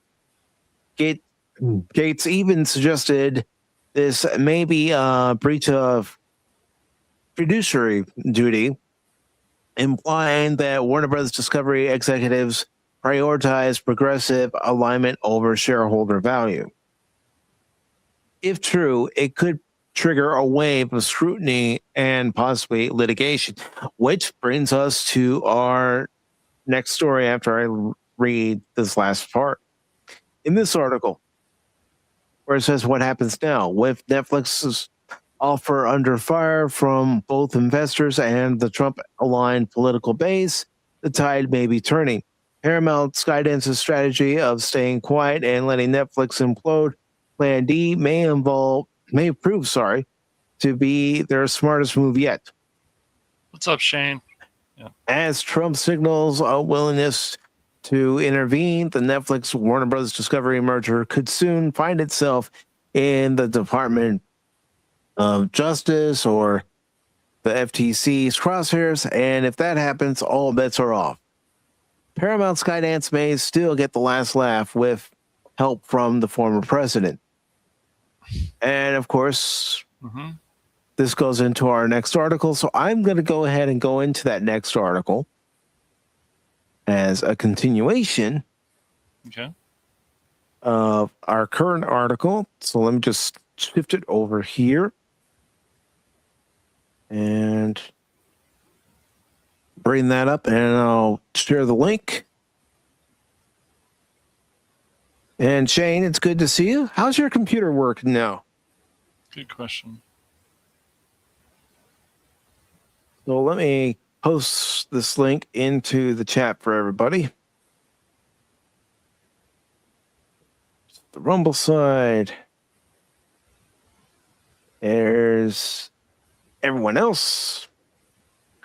All right, so we had this article from Bound in the Comics, which will continue our previous article from Cosmic Book News. And this is by J.B. Augustine, and it was published just this past Wednesday. And it says, told nope for the 8th time, Paramount sues Warner Brothers Discovery as theaters brace for the Netflix era. They've done it again, and now Paramount is done playing nice. Warner Brothers Discovery, this board has rejected Paramount Skydance's takeover bid for the 8th time. Repeating its familiar refrain, the offer still provides insufficient value and drags along more than $55 billion in required debt financing that could torpedo the deal before it ever closes. It goes on to say, not even Larry Ellison's massive personal guarantee could convince Warner's leadership that this would it become the most spectacular leveraged buyout faceplant in entertainment history. But this time, Paramount isn't just sending another press release, it's filing paperwork. Paramount Skydance has sued Warner Brothers Discovery in Delaware Chancery Court that Phil has told us about numerous times, that all deals, especially deals like this, have to go through. Seeking to force Warner Brothers Discovery to disclose the financial details behind its $83 billion agreement with Netflix. And Glenn says, I can't imagine renting a video from a box and thinking that company would one day have a chance at controlling Western media. Yeah, and none of us thought about it when Netflix first appeared on the scene, and we all rented DVDs from them and Blu-rays from them. And Shane says, I just got done with season 2 of Lawmen, and it's a great show. Okay, I'll check it out. Yeah, I haven't gotten into it. There's some other mixed feelings about people, about the show, and some of the ratings. They said they had gone down, but I think the show's still pretty popular. So. It says the lawsuit argues that Warner Brothers Discovery hasn't provided shareholders with the information needed to evaluate whether the Netflix deal is truly superior, including how Warner Brothers Discovery valued the stub equity and the debt-related price adjustments. Honestly, it certainly would appear that Warner Brothers Discovery, the board especially, never wanted to go into a deal with anybody but Netflix. Well, it's crazy because, I don't know when the FCC is going to ever step into these things. They need to. They don't seem to give a rat's ass. It's weird. They need to step in and break up these monopolies. Because that's what this Netflix Warner Brothers deal would become, another monopoly, just like Disney. Mm-hmm. Warner Brothers Discovery, for its part, has called the lawsuit meritless, accusing Paramount of trying to distract investors from the fact that it still hasn't raised its $30 per share offer. Bloomberg's reporting via Yahoo Finance already noted that Warner Brothers board is urging shareholders to stick with Netflix because the streamer's offer carries fewer moving parts and far less financial chaos than Paramount's pitch. Paramount's lawsuit now challenges that narrative directly, arguing that Warner Brothers Discovery hasn't shown its math, literally. Well, if you're not going to show any evidence as far as what would happen between one company and the other, then it sounds like to me you don't have a leg to stand on. And let's see. Helion says, I went to the local IRS office with the guy I was dating. I set off the metal detector. They had to check me for weapons.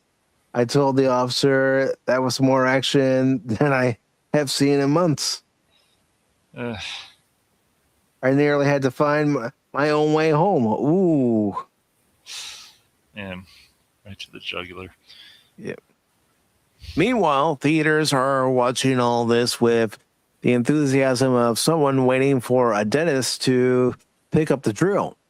Netflix's preferred 17-day theatrical window has already been labeled as an existential threat by exhibitors who argue that anything shorter than 45 days turns theatrical releases into glorified marketing stunts for streaming. Well, that's what it is. They want to limit the availability and access to these movies so you only have one place to go. I don't want one place to go, Cash. Nope. I want to have option. Yes, good options.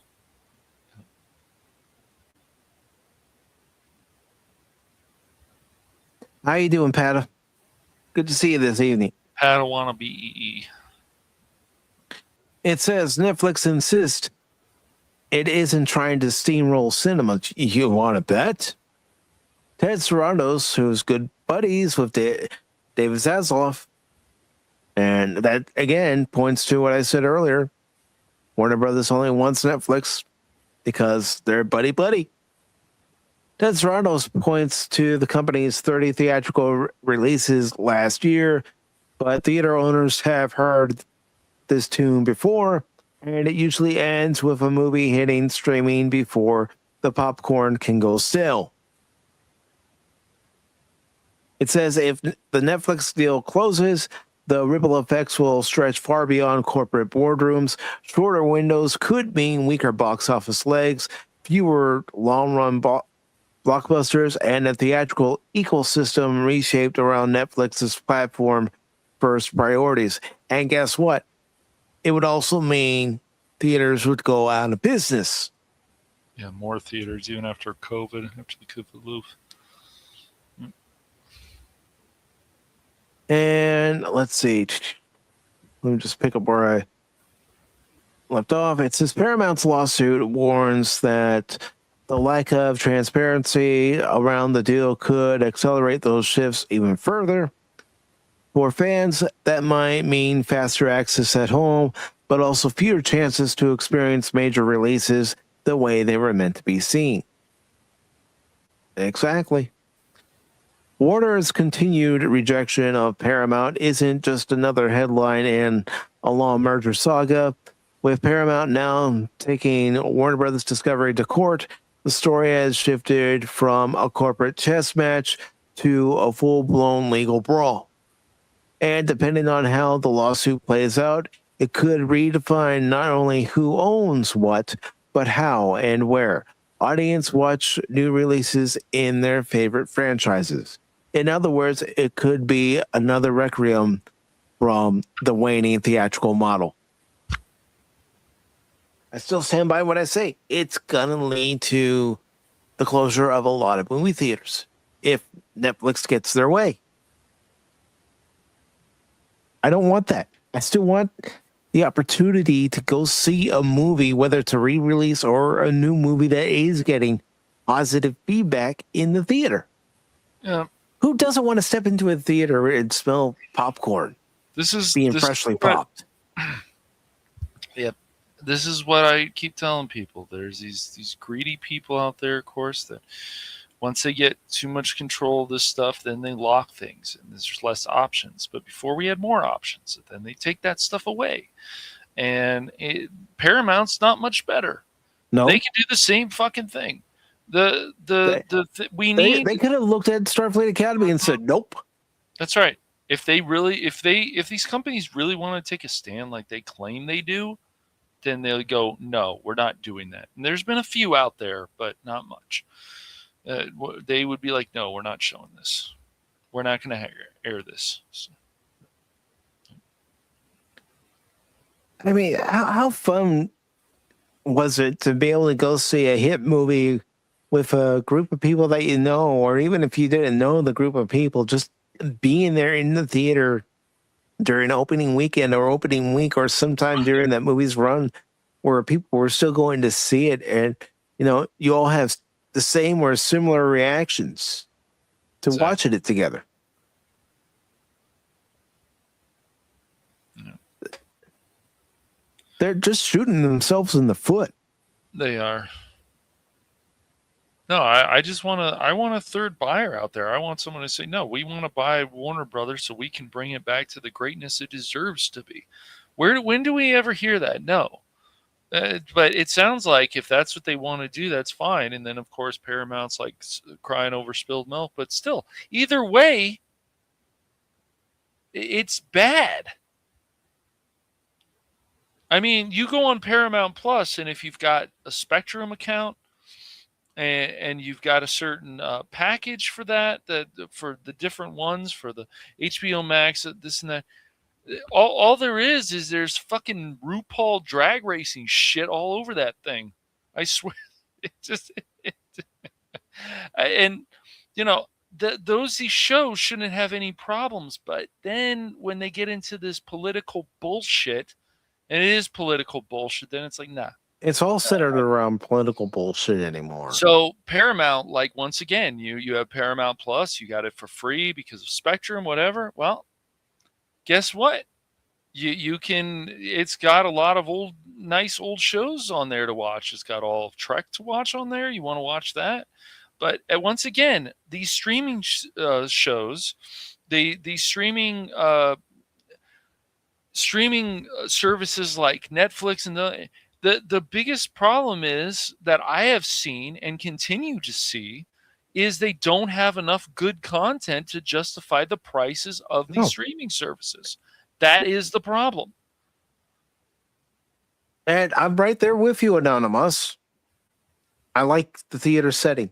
I like having, the music of the movie all around me. The explosions of an action-packed popcorn flick around me. I like to be immersed into that movie. And it sounds like Warner Brothers Discovery, I guess, like Mike was saying, and it sounds like from even that article that they always wanted to sell to Netflix. Well, Netflix has its problems just like Paramount does and Skydance. Yeah. Once again, Cuties? Anybody remember Cuties? Right. That's right. Flip a coin. Either side is no good, man. So, yeah, it's so crazy. And Shane says that he thinks they should sell off franchises individually.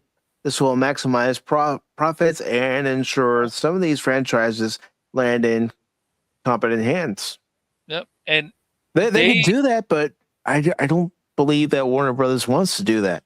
Yep. They were all arrogant. They're all this stuff. Okay, well, we don't need this. It's the same with the EA stuff. We don't need Steam. We don't need this. And then they come crawling back and they're like, oh, we have to make a deal. This will help maximize our profits, or this will help our profits. I thought you guys could do it yourself. Mm-hmm. I thought, come on. No? So you can't do it yourself. Is that what you're saying? Oh, okay. I see. So you need help from another source. All right. Yeah, and Shane, I know you remember this, but when streaming came about, they were saying, yeah, you can get rid of cable, cut the cord, because streaming is cheaper. And it was cheaper at the time. No. Now it's just as expensive, if not more expensive, than having a cable provider or a satellite provider. No. And there should be a survey done. Do people like to watch? Maybe I'll put up a poll on this, on Twix or X or whatever, about do you find yourself watching more older shows on these streaming services or newer shows? I think it's a good question. Honestly, I'm like you, Cash. I'm watching the older stuff. Yeah, so am I. I might have a few new movies in my collection here and there, but it's not nearly to the amount of the older stuff that I enjoyed. Yep. It's the only way I can get my wife to watch a full movie without getting up and doing something else. Yeah. So some people, guess what? They still like to have date night. And their date night consists of going to the movies. Yep. Nothing wrong with that. And the problem with movie theaters is the people who are loud and stuff and other things that can happen. People who are just rude and don't turn off their phone. So that makes people not want to go to the movies as well. Mm-hmm. That's obviously not the other people. It's just people being entitled pieces of shit at that point, or just being rude because they can. They don't care. People jumping in the aisles. People do. It's not so much that though. It's more the phones. It's the people being too loud. And if you're going to talk, even in the theater, try to be quiet. And if you only talk a little bit, try to whisper. That's right. So you don't have to bother people, but yeah. So that can be a problem too. And yeah, next Sunday I'm probably going to go watch Return of the King in theaters because it's going to be at my theater again next weekend. So I'm not going to take advantage. That's that movie's great. There's maybe 3 shows a year I like now, and they're usually ruined within the first season with the message. Yeah, that's the big problem that Starfleet Academy has. The message. Yep.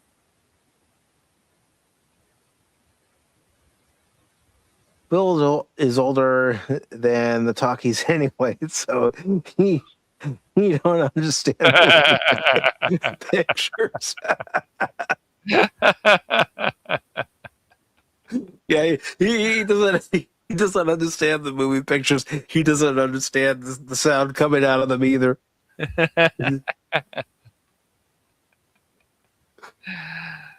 Oh, Heleon's one of those people that likes to talk loud when she's watching a movie at the theater.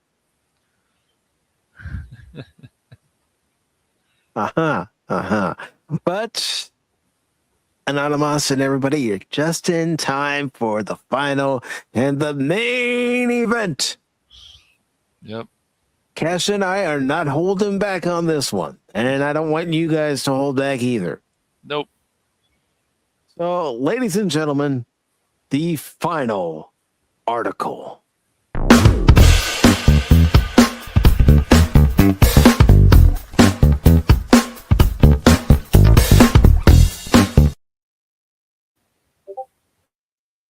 All right, this comes from IndieWire.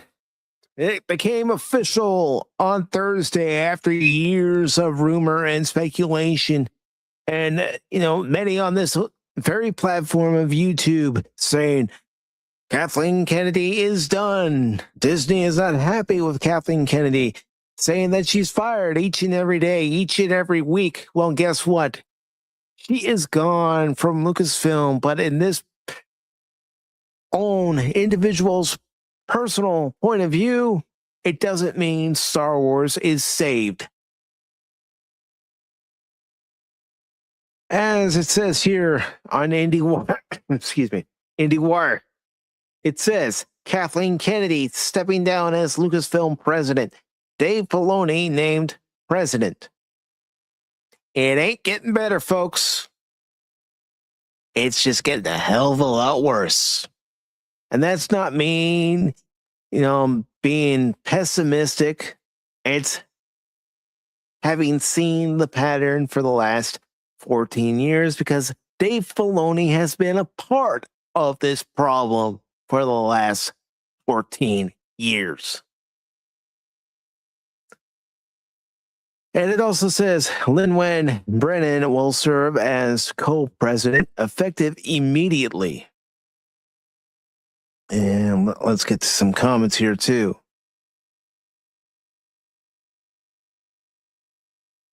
Oh, we've been waiting. We've been waiting. And Return the Artist, Disney fired for her. Yeah. Anonymous says she has completed her mission of destroying George Lucas and Lucasfilm. Her revenge for all those coffees she had. Yeah. Well, she's supposedly going back to producing.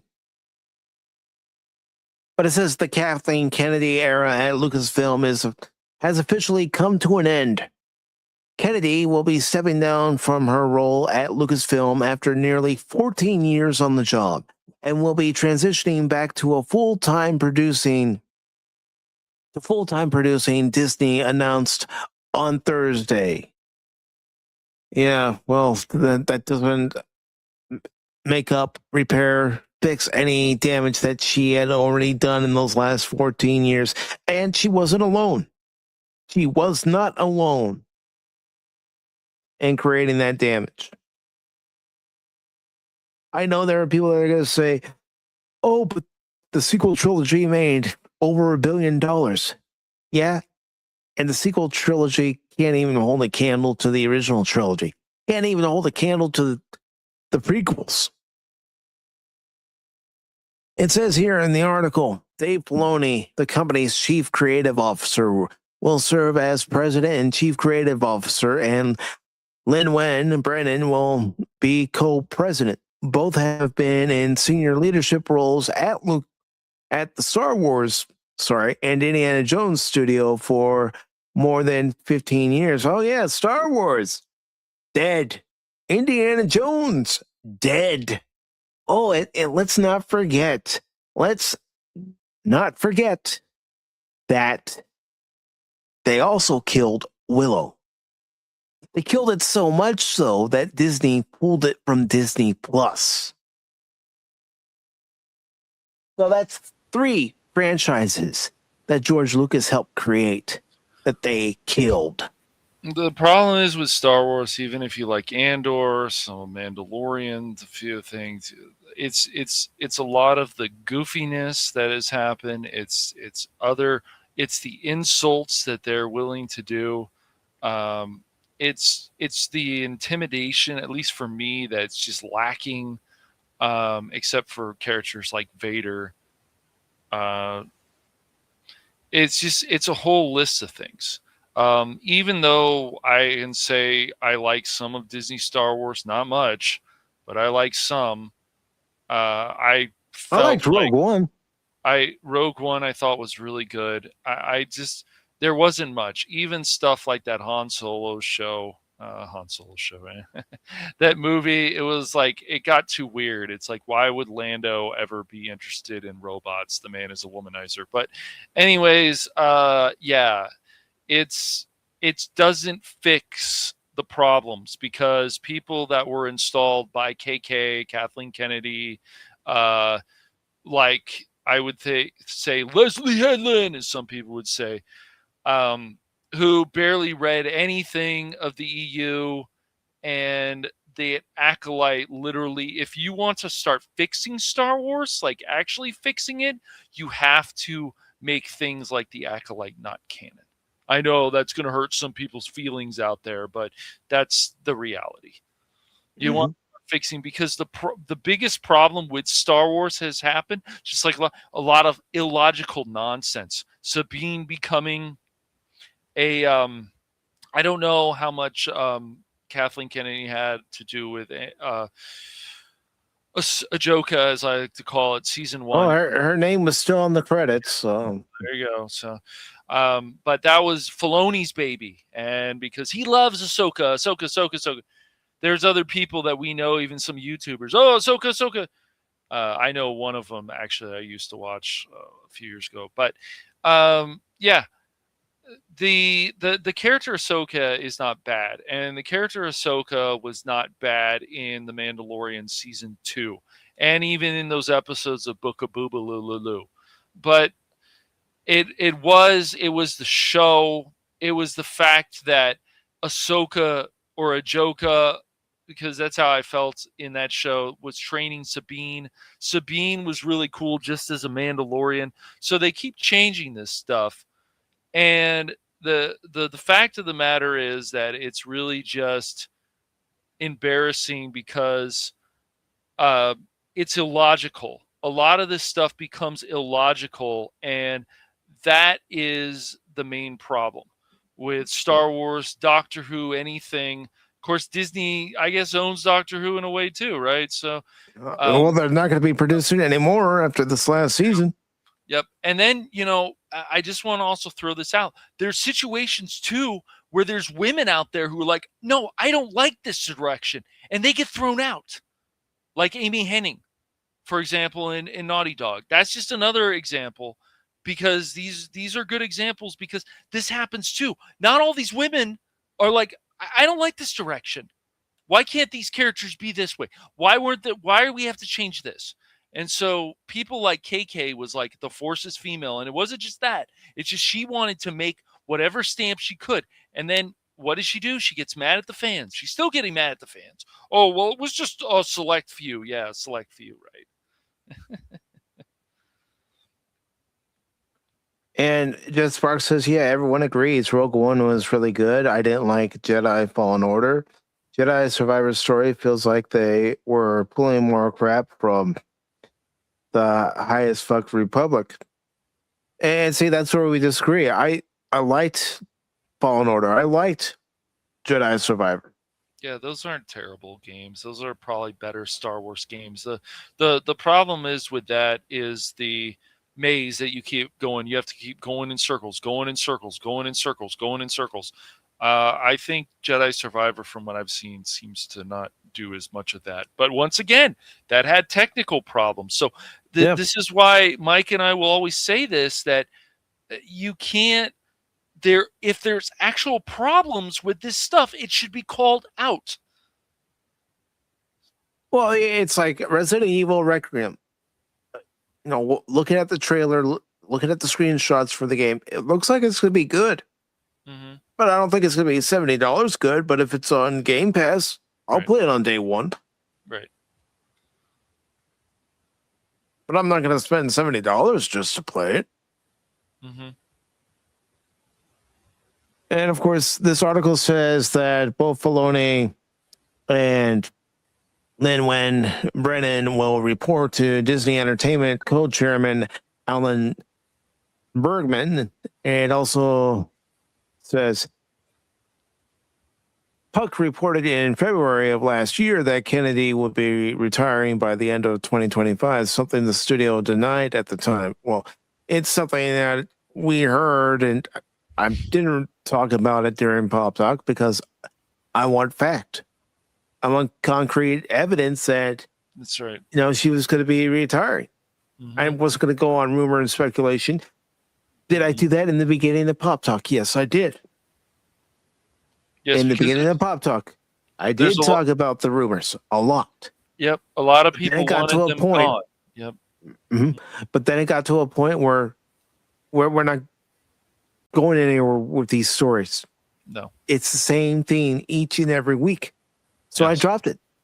Even in the intro, it used to have rumors popping up as one of the titles in the intro. I dropped it because I got tired of talking about rumors. I wanted fact, concrete fact. And part of that also stems from Major League Baseball. This time of year, you hear so many rumors about where a player's going to be going, who's going to be traded. I get sick of it. Yes. I don't want to hear it anymore. Mm-hmm. It says, under Kennedy's tenure at Lucasfilm, we got a new trilogy of Star Wars films in the Skywalker saga that were box office smashes, and The Mandalorian and Andor have become Disney Plus streaming hits. Yes, but have you noticed something this week at Disneyland?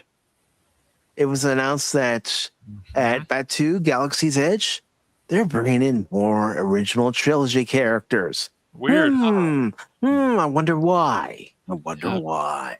How could that be? I don't know, Cash. How and why could that be? I don't know. It's a mystery. Yep. But she also oversaw a series of lows with likes of Solo, several other critically maligned Star Wars streaming series that have sold the franchise, as well as a dearth of new Star Wars films since the rise of Skywalker back in 2019. Heck, when I went and saw The Phantom Menace for its re-release, and they had that 3-minute preview of the Acolyte, I'm just rolling my eyes, going, "Oh, this 3 minutes is telling me everything I need to know about the series. That it's not going to be any good." I didn't need to see any more after that. 7 years removed from that film, Disney will finally be releasing The Mandalorian and Grogu, a big screen finale to the streaming series, and the studio is also currently at work on Starfighter, starring Ryan Gosling, which will open in 2027. Several other prospective films, however, with revolving door of talent have started and stopped over recent years. Yeah, what about that Patty Jenkins Rogue Squadron film? Mm-hmm. Yep. Yep. They announced it and then it was canceled. Yep. What about Gina Carano's series that they announced? Yep. Then they dropped it because they dumped her. Right. What? Yeah.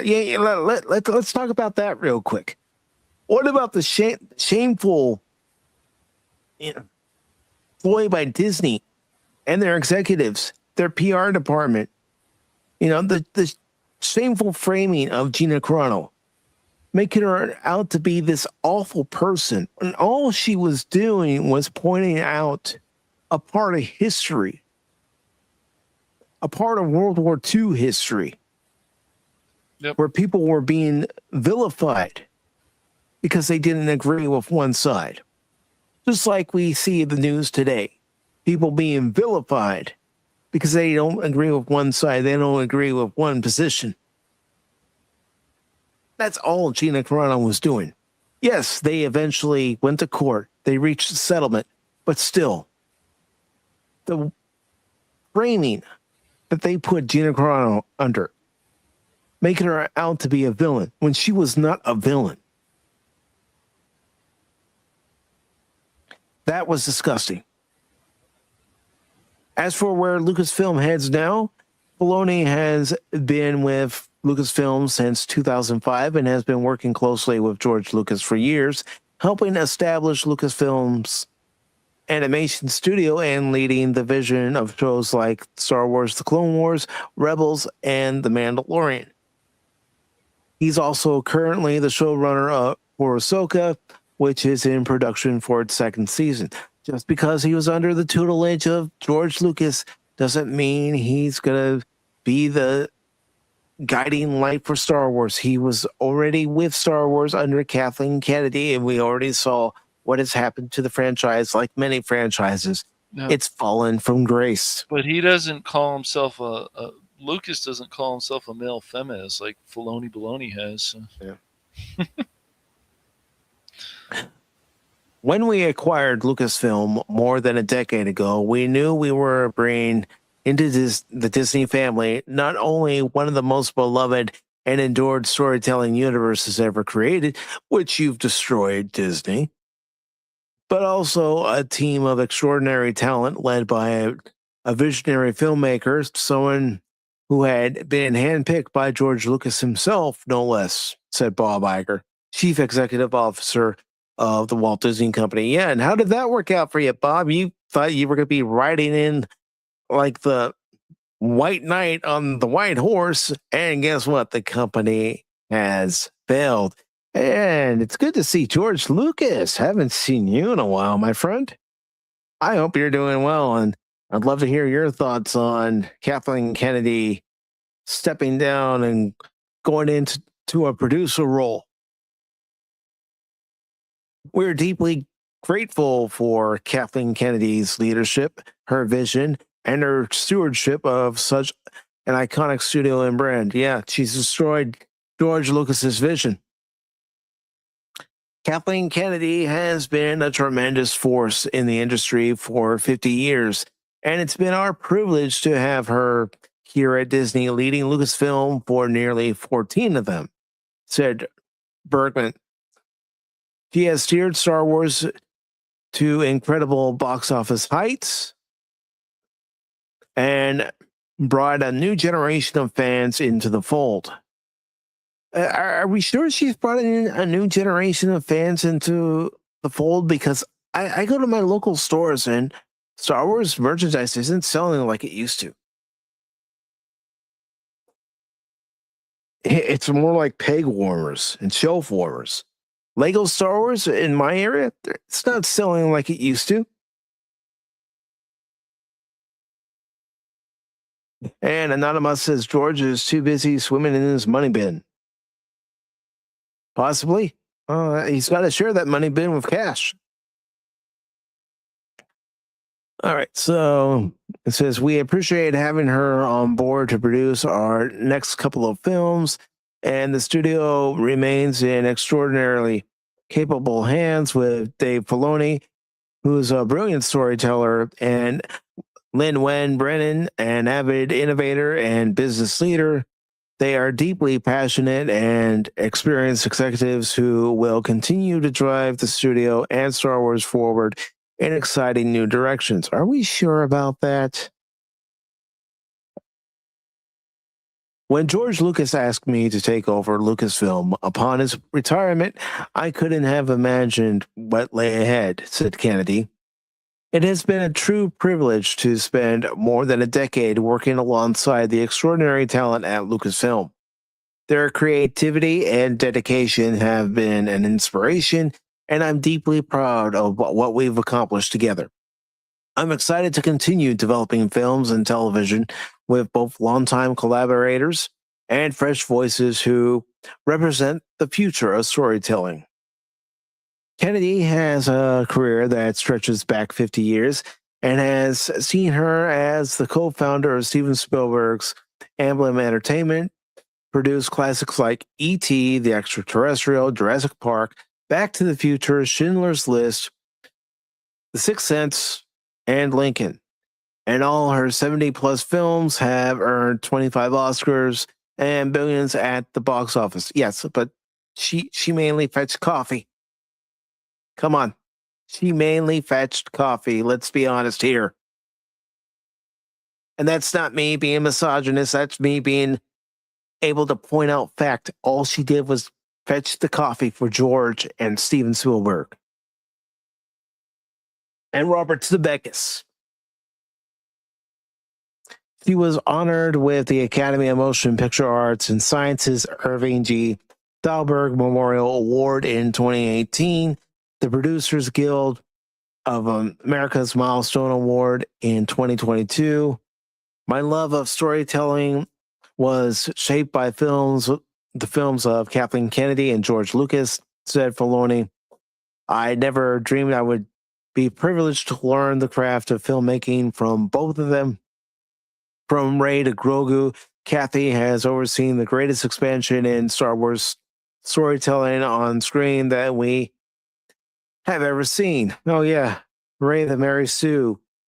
And Grogu, once he, got his name and, lost Baby Yoda, that pretty much took away anything that the character had, any kind of marketing ploy that character had. And I'll admit, Grogu was a hot commodity when he first appeared on the scene. They finally produced, stuffed animals to toys of Grogu, but that only lasted for so long. And it says, I'm incredibly grateful to Kathy, George, Bob Iger, and Alan Bergman for their trust and opportunity to lead Lucasfilm in this new role, doing a job I truly love. May the force be with you. And Anonymous is saying hello to Lady Mist. And Helion says, I thought Kathleen Kennedy was a politician. Well, she's a Hollywood politician. You have to have that political mindset in Hollywood if you're going to rise to the top and pull the rug out from under people.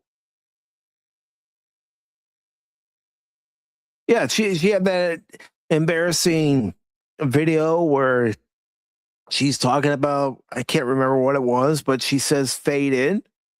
It's like, really, Kathy? You've been in the business this long and you're reading the part on the teleprompter where it says fade in? Come on. All right, so it says Brennan has been with Lucasfilm since 1999, beginning at Industrial Light and Magic, where she rose through the ranks to become its leader in 2009. She was appointed general manager of Lucasfilm in 2015 and president and general manager of Lucasfilm Business in 2024. During her tenure, she has guided the company through transformative technological shifts with a clear strategic vision and a commitment to innovation. And her industry leadership has been recognized with a Lifetime Achievement Award from the Visual Effects Society and the honor of Commander of the Most Excellent Order of the British Empire. Okay, and then it says, Lucasfilm has played such a meaningful part of my life, said Brennan. It's a community of inspiring storytellers with a rebel spirit like no other. And I am honored to join Dave Filoni in leading us forward. I have been so fortunate to learn from George Lucas, Kathy Kennedy, and Alan Bergman, and have unwavering faith in Dave's creative vision for the next chapter in this storage studio's legacy. And, well, unfortunately, the studio's legacy and the franchises that it had inspired many, in my opinion, those franchises are dead. And it's because, not just because of Kathleen Kennedy, but everyone who was associated with Star Wars, especially since Disney bought Lucasfilm, in my opinion.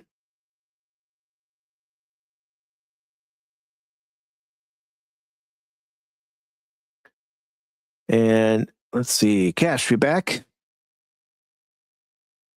Cash isn't back, but I would love to see what you all have to say about Kathleen Kennedy stepping away. Do you, in your opinion, think that this is a saving grace for Star Wars, or like me, do you think this isn't a saving grace and Lucasfilm is too deep in the hole right now to ever recover? Because that's where I think they're at. They're too deep in the hole. When you have series that aren't being renewed, like The Acolyte, despite what some of the critics will say that it's a hit series, nobody wanted it, nobody asked for it. It was from the High Republic era, and then you hear that Ahsoka is being canceled after season 1. Then come to find out it's being picked up for season 2. Well, Filoni had something to do with that.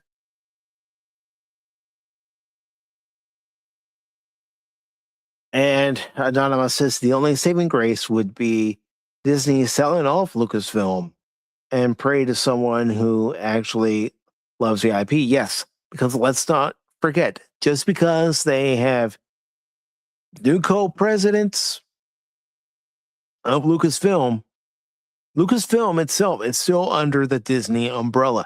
It's still under the mouse.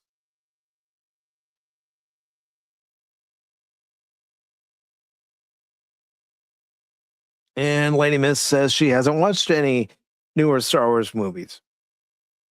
That's probably for the best, Lady Miss, just to be honest.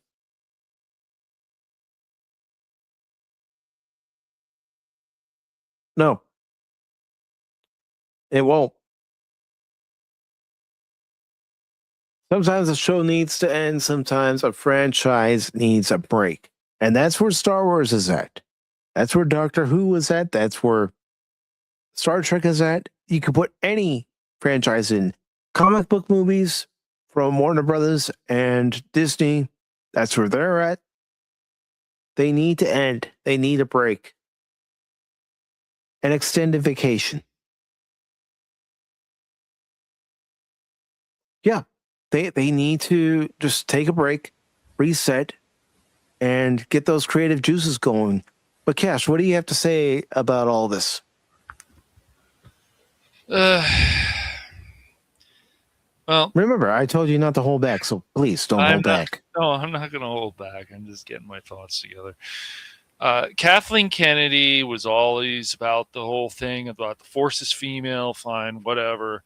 But the problem is, even when you have a situation where people want to present this idea, okay, the Force is female, great, then what are you going to do with this? Are you going to make these characters more interesting? No. What did you do? What do we see about Rey? She was a Mary Sue. Okay, she had no flaws. What do we see about other characters, including Riva, as I like to call her, in Kenobi? Doesn't really have any flaws. Not really. She wasn't that interesting of a character, and she's screaming at Kenobi, and I mean that Kenobi show ended up being a mess. It really did. And so we just keep seeing these characters in Star Wars that weren't that interesting. Rose Tico, whatever you want to call her. Where was she in Episode 8? Oh, she just vanished. A lot of these characters just became less. It's just so funny. Even Poe Dameron wasn't that. He became less in Episode 8.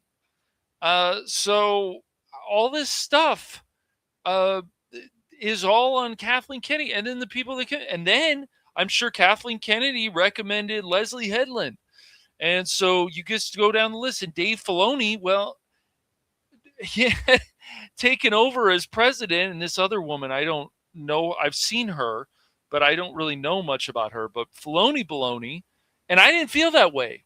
Rebels and Clone Wars are actually, there's a lot of quality story, but remember, George Lucas was more involved with the Clone Wars show. Rebels, though, was still good. It's still enjoyable. Kanan, these characters are interesting, and what happened to them, like Kanan, was like, oh wow, that actually okay, that it made an impact. But even Hera in the Rebels show, she was just like, I'm a fighter. I'm this. She wasn't like, I want to be a Han Solo type. No, but the way they acted in the live action show of Ahsoka is like, she's the most badass whatever of the galaxy. She's even better than Han Solo without even saying it. And thank you, Leibniz. It's just boggles the mind. So if you're going to have any kind of agenda out there, and we all can have it should go in a good direction. These characters should always mean something, not be Mary Sue's, not be weak males, not be a bunch of goofy nonsense that Star Wars was never known for. Oh, things have to change. But it's not the humor that adds to the story. It's the humor that you guys want to do, like the stupid Power Ranger stuff and Book of Boobaloo, all kinds of stuff, the stuff in Kenobi, like Talia, or was it Tali? It was Talia. No, I think it was Talia. Her death actually seemed to mean something. But the problem is that the Kenobi show, and of course Kay's involved in all this stuff, either a producer or more heavily involved in stuff.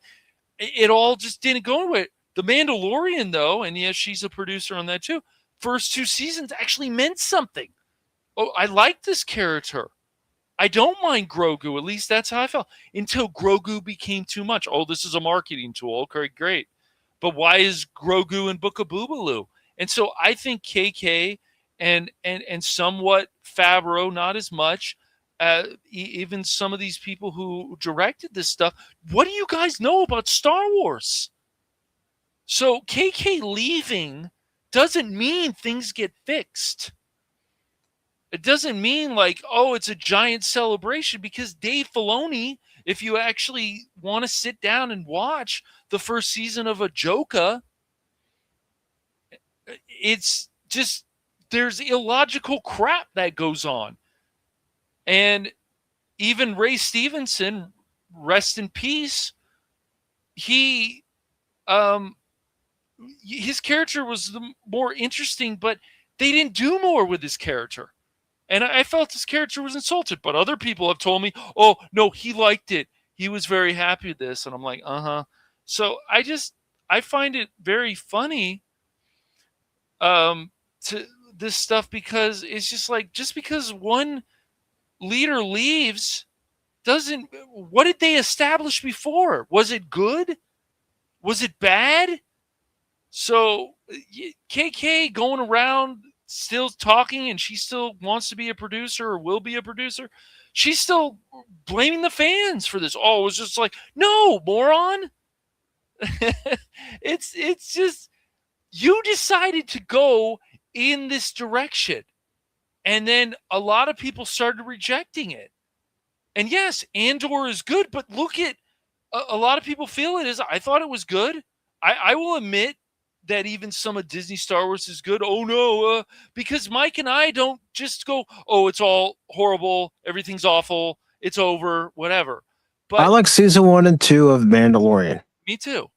I liked Andor, but I will tell people all the time, Andor could have had more action in it, like Rogue One. I know it's built more on drama. I didn't think Andor was bad, and I'm not going to go into this other situation that other people want to. Well, we can relate it to what's going on with real life politics. No, fuck off with that shit. It's just ridiculous. I just, no, I don't need to look at Andor as that. I like this whole thing of the revolution, and when they added the action, it was good. They had good drama. But it's because Tim Gilroy actually wanted to do something. And he says some stuff, too, recently that I just roll my eyes. They can't stop saying these things. Fine. But Andor was actually a good show. And I don't care what anybody says. I even got Jace. Jace had somebody on Raging Rhino. I think the guy was named. Not this. Has nothing to do with. This is a different streamer. He is linked to Geeks and Gamer. And he didn't. But then Jace finally watched Andor. He says, this is not a bad show. I said, I told you, man. Even if you don't think it's Star Wars or do think it's Star Wars or whatever, it's still a good show, and it ties in well to Rogue One. The problem is, though, for me, is still there's not enough action. I just feel like with Star Wars, there should be a good deal of action. There was some. I just feel there could have been more. So to me, Andor was good. I personally like season 1 and 2 of The Mandalorian better.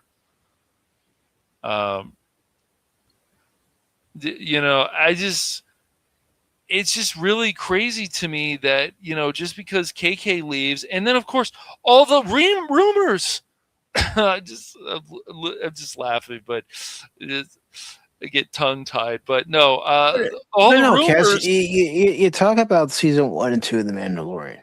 Yes. How exciting was it for you in that last episode of season 2 and Luke showed up? That was cool. I didn't cry. I know some people did. That's fine. That's how bad they wanted it. I get it.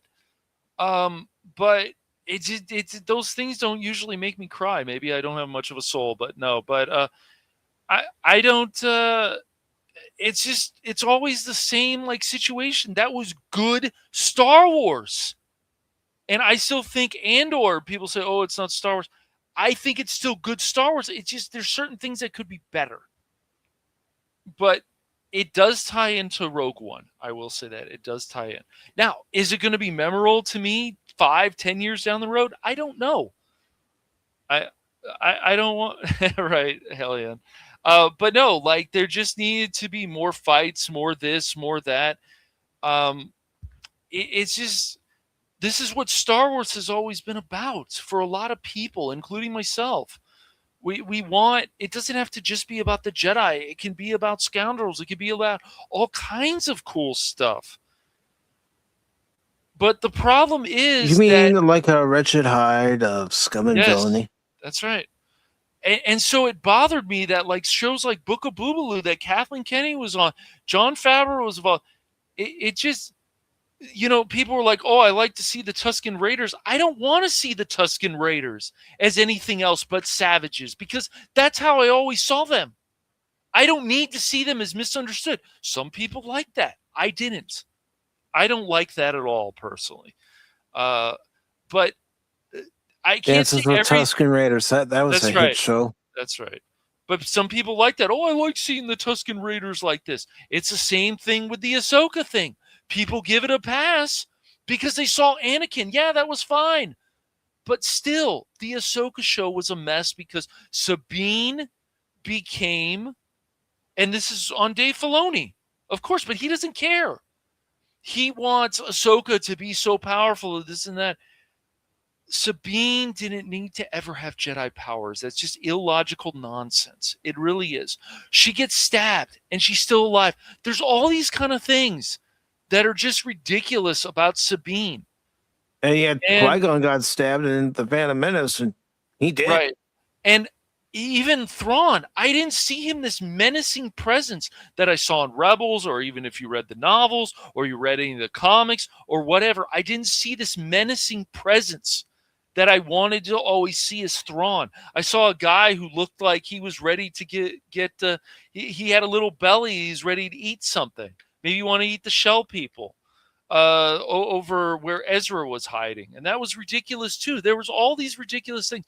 And when my brother and I watched season 1 of Ahsoka, it was until the end, my brother's like, wow, that was the ending. And I'm like, I told you, man. I just, it's just nonsense. And so Filoni taking over this and the way he's going with this. And somebody I know, my friend Vor, that I've known for at least a few years, he's right. Like Dave Filoni is happy to just recycle or retcon. Needs to retcon the stuff that he's already done, which is ridiculous. But now we're supposed to trust Filoni. I would rather have somebody like Sam Witwer or somebody new who would be, I have all this knowledge and I care about the source material, actually cares. That's who I would rather have running Lucasfilm, not Dave Baloney Loney. That's just not for me. And other people are like, oh, it's going to be changed and Kathleen's gone and this and that. The same people who were like, oh, well, let me do a video about what would happen if Kathleen Kennedy was gone. What would happen if this? She's going to be fired. And we know other streamers who have done this. And what happened, guys? You didn't have the source material on that. You didn't have the info. Did you ever apologize? You don't need to, I guess, but you know, you heard a story, you heard a rumor from this person, and this person had the source, and this person that. We had the info. You didn't have it, did you? Well, it was like people saying George Lucas betrayed us when he, went with Bob Iger. Bob Igor, and Bob Igor, like, he's not helping. He's still there.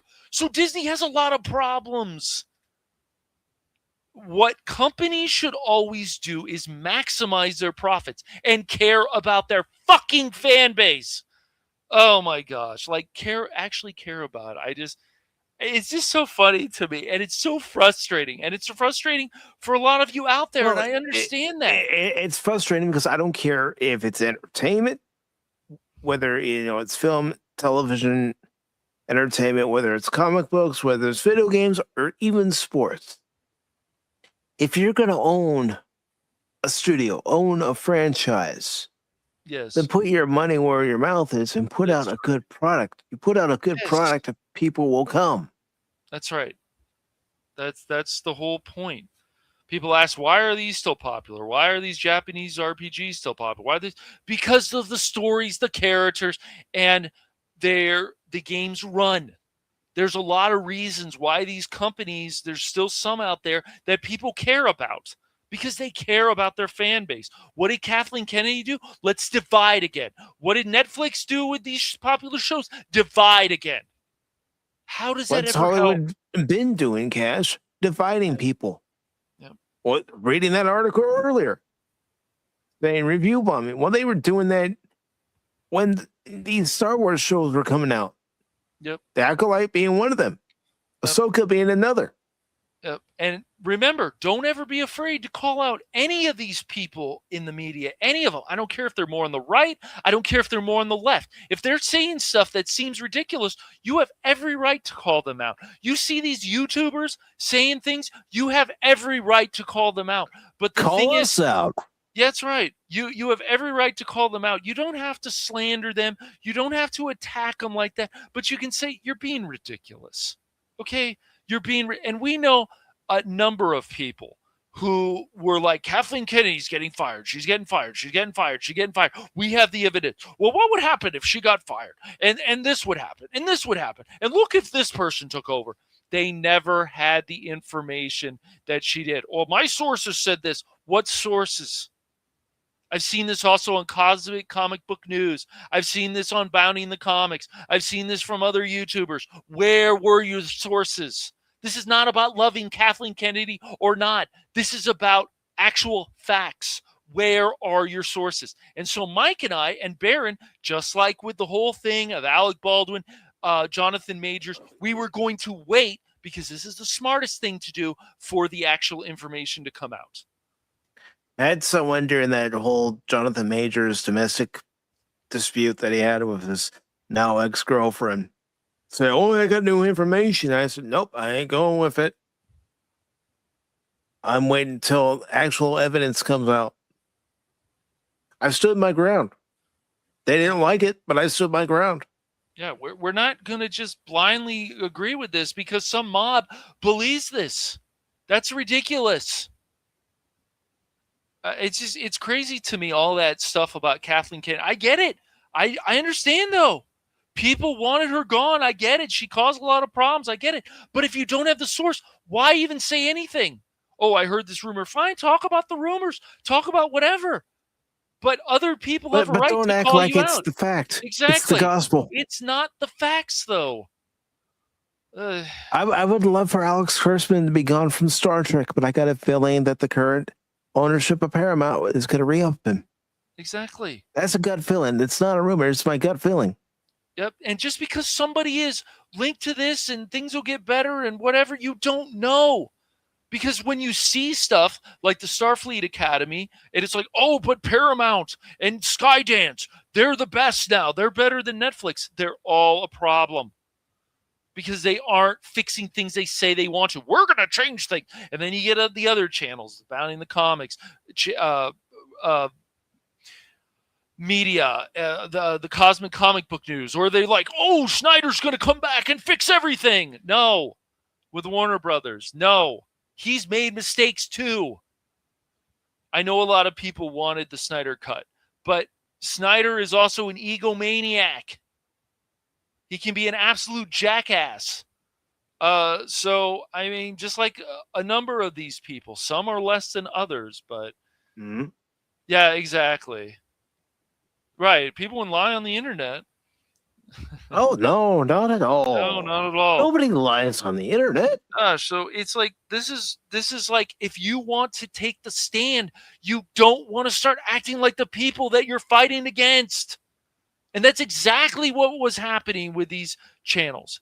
And some of the information out there, sure, was good. It was good because, yeah, the High Republic is a mess.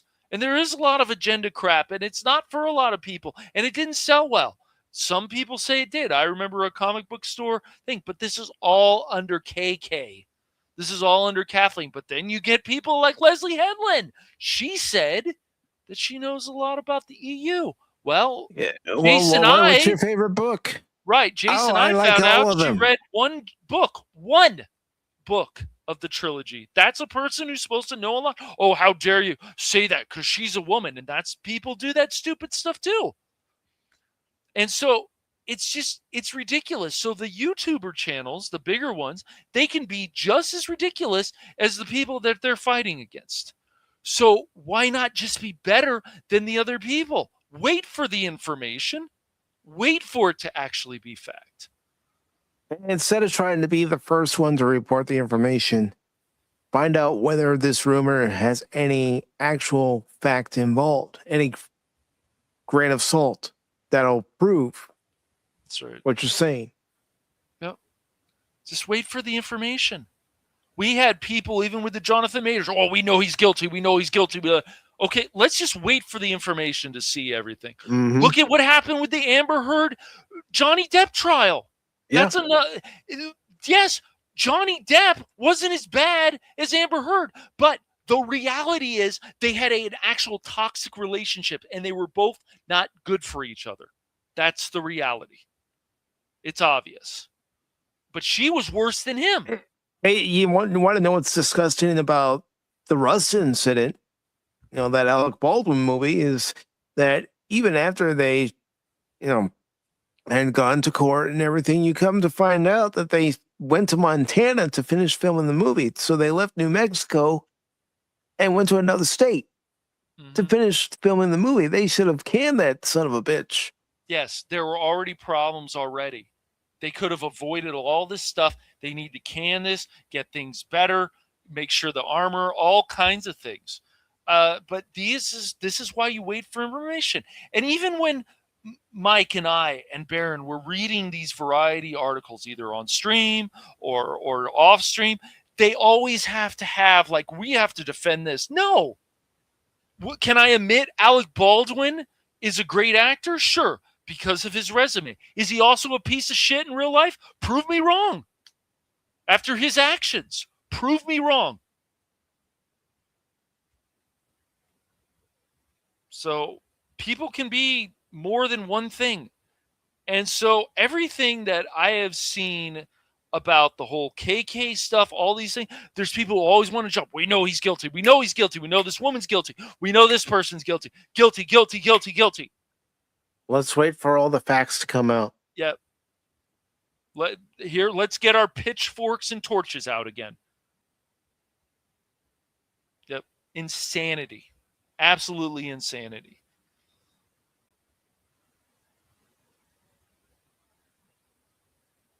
It is insanity, and unfortunately, like I said before, there is no saving Star Wars. There is no saving our popular IPs because they're already dead. The people that are in charge now have succeeded at what their main task was, and that's to destroy everything they touch. Yeah, they just, like, we don't ever, Mike and I and Baron ever don't want to be a person, it's over, it's the YouTuber, other YouTubers, it's over, it's this. But the direction that they keep going in, even if you find some stuff within that franchise you like, there's going to be a lot of other stuff that you're going to find that, especially if you're really a true fan of these franchises, you'll be like, no.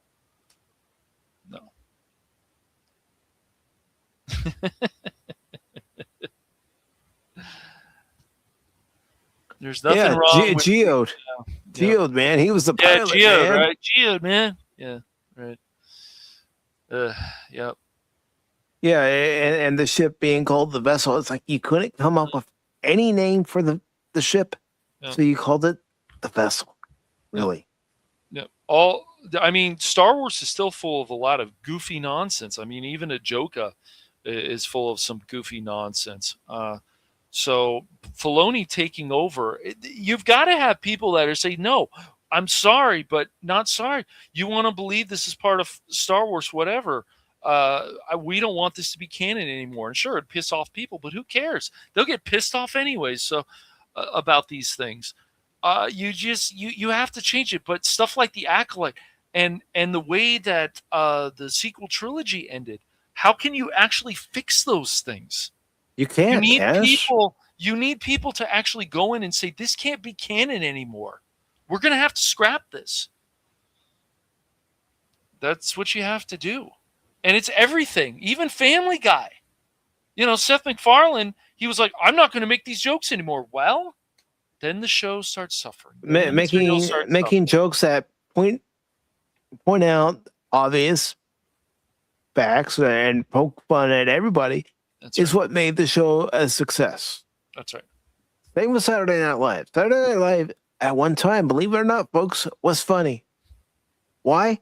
Because they didn't hold back. They poked fun at everybody. That's right. That's what comedy is supposed to do. Mm-hmm. It may piss you off, but guess what? There's always truth in comedy. Yep. Exactly. That's true. There is. So, you can always go back and play Knights of the Republic. You can always go back and read stuff that made you feel good. You can always go back and do that. But where Star Wars is, even under Filoni and that woman, I can't even think of her name now. It's just they're not going in the best direction. They're still willing to do this goofy nonsense, whatever stuff. Sure, Dave Filoni's not going to come out with Lin-Wen Brennan, who's going to be the co-president. Lin-Wen, okay. Lin-Wen Brennan, okay. It's just not, things cannot be fixed. But it doesn't help when these YouTubers, popular YouTubers, whatever, come out and say these things. And I get it. A lot of people want a KK gone. So few years, oh, she's getting fired. We have the source. She's getting fired. She's getting the sources. Not over and only over that, again. I also understand another aspect of it, Cash. Yeah. You go with the hot topic, something that the algorithm will pick up. Of course. So that your channel gets the clicks, the views. Yes. Yep. I get that. Mm-hmm. Me too. Doesn't mean I'm going to follow through and do it myself. No. Always wanted to separate myself from everybody else because I'm not like everyone else. Yeah, we're just, you can't, it's not, I don't think, ever a good idea. Just blindly agree with whatever. Don't do that. It's not a good idea. And there's still people who are like, well, this company gave me this and this, so I don't look at them as they did anything wrong. I don't look at that as wrong. You can decide to buy the product or not. That's not the point. Again, I'll use this analogy. You go to a restaurant for the first time, maybe they're having an off day. So the food and service isn't that well. So you go back again. And again, the food and services isn't good. But you want to give it a third try. Because, 3 strikes are out. So you go back and you give it another try and you still have a bad experience. Are you really going to go back to that restaurant after having 3 bad experiences, thinking that maybe the next time you come, in that 4th time, you're going to get the best experience possible? Go into any store. It's the same with these companies. If the experience isn't good, why do you want to go back? Where is the customer service? Oh, it doesn't matter, right? As all these people, narcissists say, it doesn't matter. I'm so great. I'm this. I'm that. Okay, awesome. But then, great. Why aren't your profits doing well? Why isn't this doing well? Why is it stuff like, oh, I don't know, the old merchandise from Star Wars is still selling better than the sequel trilogy? I wonder. Why is that? That's so weird. I mean, having come from a retail background, the most important thing at any job I had was making sure that you greeted the customer. Yep. So that the customer knows that you see them, that you're not ignoring them. And when they need help, you give them that help. That's right. And even Disney, look, there's people still there that can do things right. I remember when the Disney store existed in my local mall. It was, the customer service was very good. It's gone now. Replaced by whatever. Even malls, like there's some nice things about malls, but a lot of the stores, it's not the same anymore. There's some. No. There's some, but it's not the same experience anymore. And this is not all doom and gloom. It's just not. Malls are shutting down.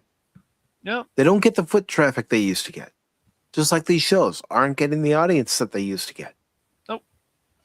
And I realize it's different structure now with streaming services compared to how it was when you had shows on network TV. I mean, they're still on network TV, but you also had shows in syndication.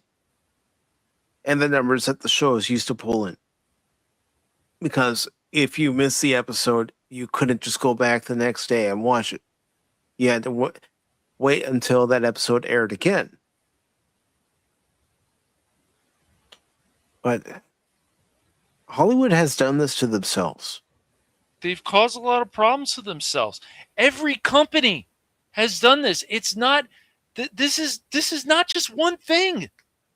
Sony has had problems. Microsoft has one. This is a list of companies. It doesn't matter if they're video game. It doesn't matter if these things are popular. It's all the stuff. The agendas they got into, baseball, everything, sports. There's still problems in sports. All this stuff that didn't need to do these things. They didn't need to add the Ghost Runner and extra innings in baseball. They didn't need to add the DH to the National League. They didn't need to go from 15-inch bases to 18-inch bases. No, they didn't. So it's all this stuff that continues. So KK, it's like, and I hope that a number of these YouTube channels have learned a lot from this, that just wait for the facts on anything. I don't care what side you're on. But they can't. They can't. And so a number of them, no, we know this is the facts. We know. Were you there? Did you see what happened? I'll give you guys a perfect example of a story I waited on. And it was a story that we found out just before we went live on Pop Talk, just a couple hours before we went live. It was when Jason David Frank, unfortunately, that news came out that he was no longer with us. I didn't want to jump on it right away. So I kept looking for one news source after another to try to confirm it. Once I was able to confirm it by verifying with multiple news sources by doing an internet search, then we talked about it. Mm-hmm. But up until that point, I didn't want to talk about it until I knew. Yeah. And then, And you want to know why? Because it's part of my responsibility. Mm-hmm. Doing this show, making sure I have my facts straight. If I fuck up on my facts, then I want somebody to point it out to me. Yep. It's like somebody was telling me about the whole thing. I was on X a while ago about let me show you this article about, from Rolling Stones. Oh, you mean the same Rolling Stones that said the Boston bomber was a sex symbol? That same Rolling Stones? Oh, that didn't happen, right, YouTube? That didn't happen, right? Right. Uh-huh, sure. The hypocrisy never ends. IGN, GameSpot, I go all along. And look at what's happened with GameStop again. Yeah, they're having to close stores. They're closing stores again. I thought they were having something trying to bring back, the pre-owned stuff, the older things, the selling retro stuff. No. It was too little, too late. That's right.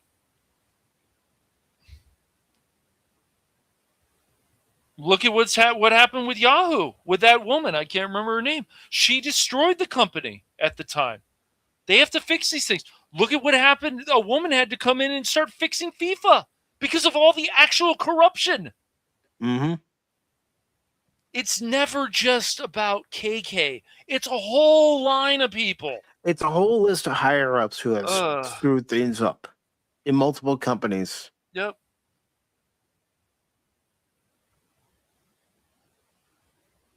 Yeah, I'm not surprised, man.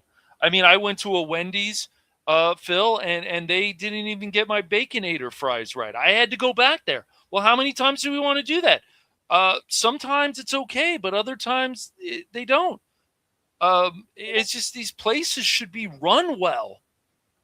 Why is Jack in the Crack, as some of my other friends and other people I've known always used to call it, running so well? Because the food is good and the service is good. But they brought back 99-cent tacos. Are they still $1.29? Did they? I don't care what those tacos were made of. They were good, especially when they were 99 cents. Yeah. But I mean, I have a Wendy's here. Mm-hmm. And they've messed up on my order a couple of times, but yeah, that's only been a couple of times. So I've been lucky in that aspect. Yeah. Yeah. So freaking Phil and his nonsense. But yes, Phil, you're hilarious. But no, really, it's just these companies can always be run better. And why would you not want to maximize your profits? There's all kinds of stuff. It's either the higher ups or it's these other people. Things can be fixed, but it does seem like things are like, can Star Wars and Doctor Who and a lot of this other stuff, can it ever be fixed the way it should? Not until other people get in there and say, enough of this fucking shit. We're going to actually fix things and mean it. Not only that, Cash, you may have someone like Kathleen Kennedy stepping down and going into a producer role, but you still have to weed out the problem. There are other people associated with her that are still in positions of power that still have an influence. You need fresh ideas in there. That's what it's going to take. Yeah. Fresh ideas. It is. It's going to take fresh ideas, and you need to, especially now, ask these people, what do you actually know about this franchise? What do you know, James Gunn? What do you know, Kathleen Kennedy? What do you know? What do you know, Leslie Headland, what do you know about this franchise? And people, and then of course a lot of the media people say, how dare them? How dare these people ask them? They're this, they're that, they're this. Yeah. Too bad. What do you actually know about these franchises? Tell us. What do you know? From what we've seen in the last 14 years, Cash, they don't know They don't all know that much, even No. under the tutelage of one George Lucas. Mm-hmm. Yep. And it's good to see Apollo Me's Minion. I hope you and Simi are doing well today. Hope the roads are safe for you too. Yeah. Yeah, I just all these companies, all these people. Why did these stores close down? Oh, I wonder. Is the customer service very good? Are they getting the traffic? Sometimes it's not just other things that they want to make excuses about. It's because these people are stupid about the way that they're running their business, about their way that where's the research? Where's this? Where's that? All kinds of stuff. You know, we the had a dollar Champion store. store in my area at our outlet mall. It was only here for a year before it left. Yep. And there's always going to be some kind of change, of course. Businesses change. Cupid's can be gone, for example, around here. They were around here for years and years. Now it's called Taco 1896 or whatever it's called. I can't remember the exact name, but it's just things change. And not always for the better. Nope. And I will be right back. Well, I'm going to go ahead and get ready to wrap up the show too, brother. All right, man. But yeah, as I said, you just always do your own research and don't just blindly listen to whatever people say. I don't care if it's us. I don't care what it's. Always do your own research. And there's a number of people who will say that's dangerous. It's dangerous because they don't want people finding out the actual truth about these things. Yeah. That's why it's dangerous to them. So, Cash, if you could do me a favor and go ahead and promote yourself. Okay. Well, Mike and I were successfully able to try out Evil West. So as long as everything works out next week on the Phantom Hooligans and on Rumble, and maybe even on Twitch, we're going to be fighting Felicity and the vampires in the Evil West game. But yeah, we're going to so that's going to be fun, and we got a level done off stream, so yeah, we'll see how it goes. But as long as everything works out, I mean, I've had minor problems before with Rumble when Baron and I were going to shut up, Phil. Yeah, too bad it isn't a 3-player game. Yeah, true. That would have been pretty cool. And too bad it's like you can only play as the same character. Like somebody else should have another choice. Yeah, instead of playing as Edgar, who is Rentier's partner in the whole vampire project. Yeah, so.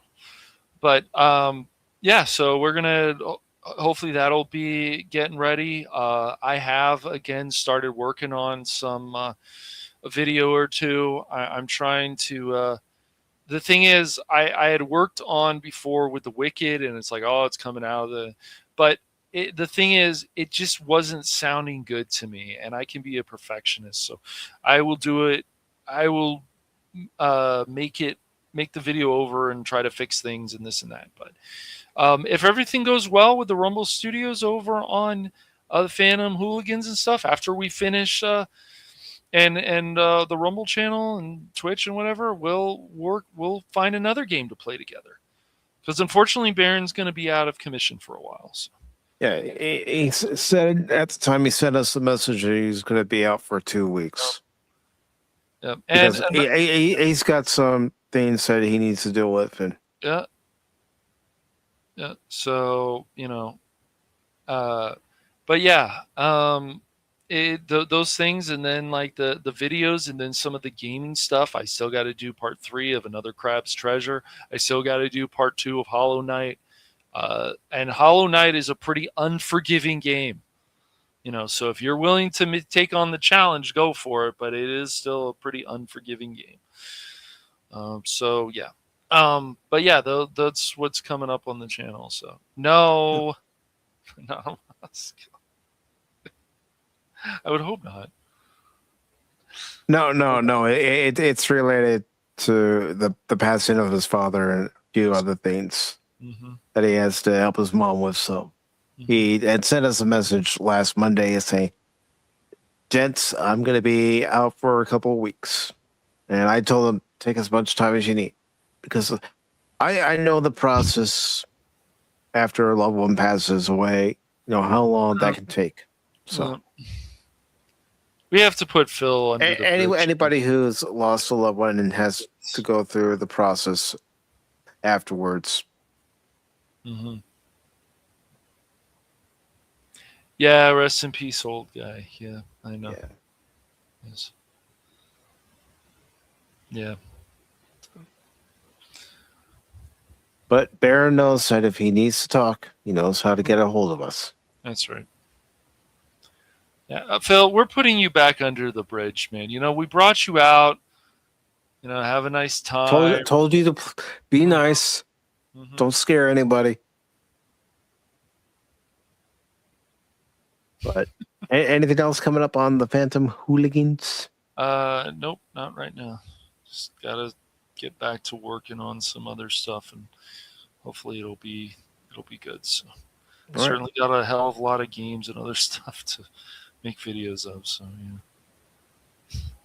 Definitely. And just to let everybody know what's coming up on Pacific414, and the time is just one set time for Tuesday, Wednesday, and Thursday, and all streams on Pacific414 is 6 p.m. Eastern. But coming up on Tuesday, I'll be playing more of Mafia of the Old Country. I think I'm getting near the end of the game. I don't know if I'm exactly, at the end yet, but I think I'm getting near the end. So I know that game's not very long as far as its story is concerned. So I'll be playing more of that Tuesday at 6 p.m. Eastern on YouTube and Rumble. And then on Wednesday, Cash and I welcome Haley on to the stream as our special guest. And she's going to let everybody know what she has in mind for her channel. And of course, we're going to talk about a few other things like the game of baseball and spring training coming up. Yeah, we're going to put her on the spot, so she better be ready. Yeah. Put her on the spot. She's going to be ready. All right. Bring in Helion. Bases are loaded. We need to get out of this inning. We're throwing her into the fire. She needs to get out of this inning. We need 3 outs. So she will be joining us for the Wednesday edition of Pop Talk at 6 p.m. Eastern, both on YouTube and Rumble. And then Thursday on YouTube and Rumble, I'll be playing more of Shinobi, The Art of Vengeance. Yeah. Yes. But at this time, I do want to make sure that I take the time to thank each and every one of you who stopped by tonight. Really appreciate it. And I hope you like the new start time for the Sunday edition. Because I think, and you can tell me if I'm wrong, Cash, but I think this works out better for you, especially being on the West Coast, instead of having to wake up at 10 o'clock in the morning to be on the show. But of course, Helion, thank you for being here. And Prince Ayer, thank you for being here. Lord Crit of Everest Productions. Treenog, thank you for being here. DJ Ronnie G and his Turtles. Bill McCracken. We also had the lovely Lady Mist. Followed by Tree Rock Creations. Jet Sparks. It was also good to see Glenn Schroeder tonight. Good to see you, brother. You're Ron, also known as Shane. The Padawannabe. Anonymous. Do, do, do, do, do. Anonymous. Do, do, do, do. Anonymous. Anonymous. Anonymous.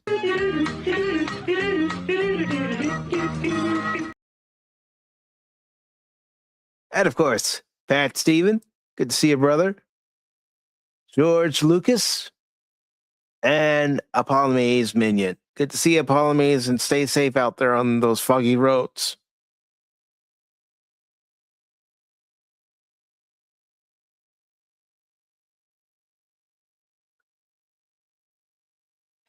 Well, for Cash, it was an inconvenience. It was all right. It was okay.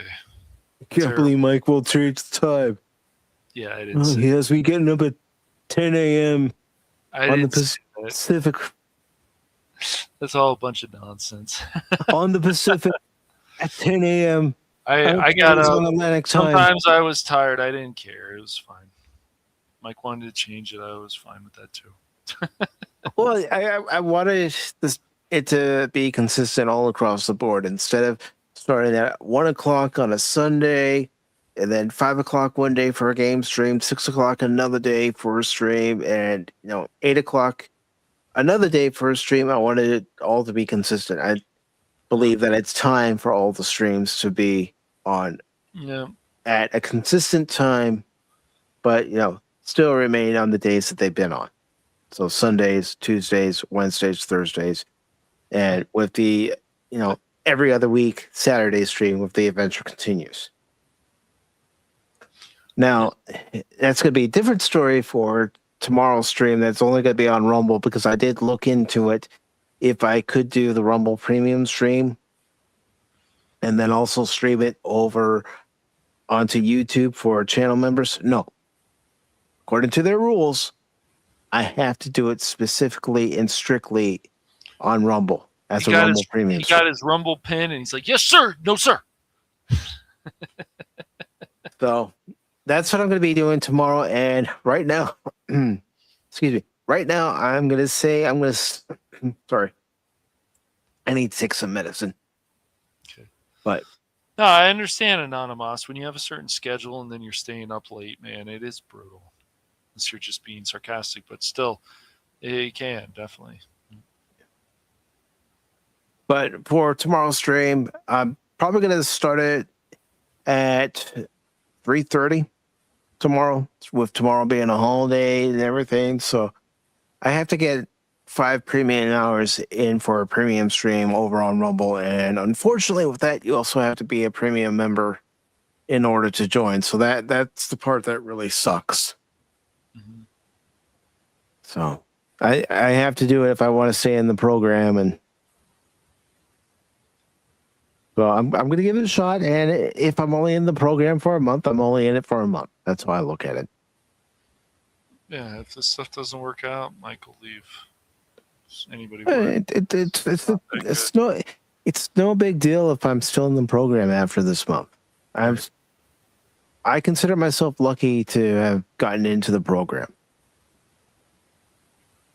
That's not everybody does. So I'm going to see how the rest of this month goes, and if this is the only month, it's the only month. Right. But I'm not abandoning anybody over on YouTube. No. I never will. Nope. No. But again, everybody, thank you very much. Please make sure that you're subscribed to Cash if you aren't already. Subscribe to Baron. He may not be here, but when he gets back, I know he'll probably stream several things on his channel, some games, and he might even get back to Baron After Dark. I know that's one of the things he's been considering doing again because he really enjoyed it. And also doing his shorts where he would give his thoughts on a few things. Give us, some education.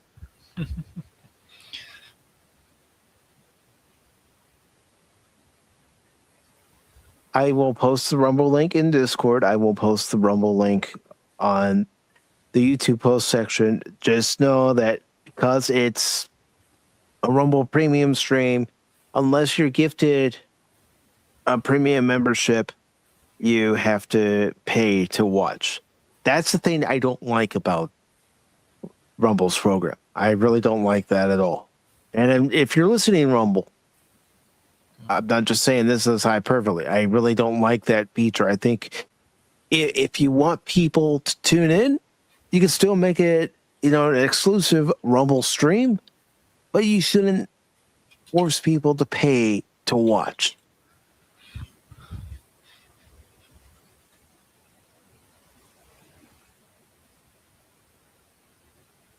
And Lady Miss says no one is here. They're all at Rumble. There are people that are on Rumble that are also, on YouTube too, because they're like me and I'm like them. We don't put our eggs in one basket. We don't put our eggs in the YouTube basket, the Twitch basket, the Kick basket, or the Rumble basket. We make sure that we have a presence on any streaming platform that allows content creation. This way, we can broaden our horizons, broaden our audience. And also, I use one of them as a backup in case something happens to the main channel. And that being the Rumble channel. I use it as a backup in case something happens. If for some reason the YouTube algorithm, the YouTube bots decided Pacific414 is no more, that's where you can find me.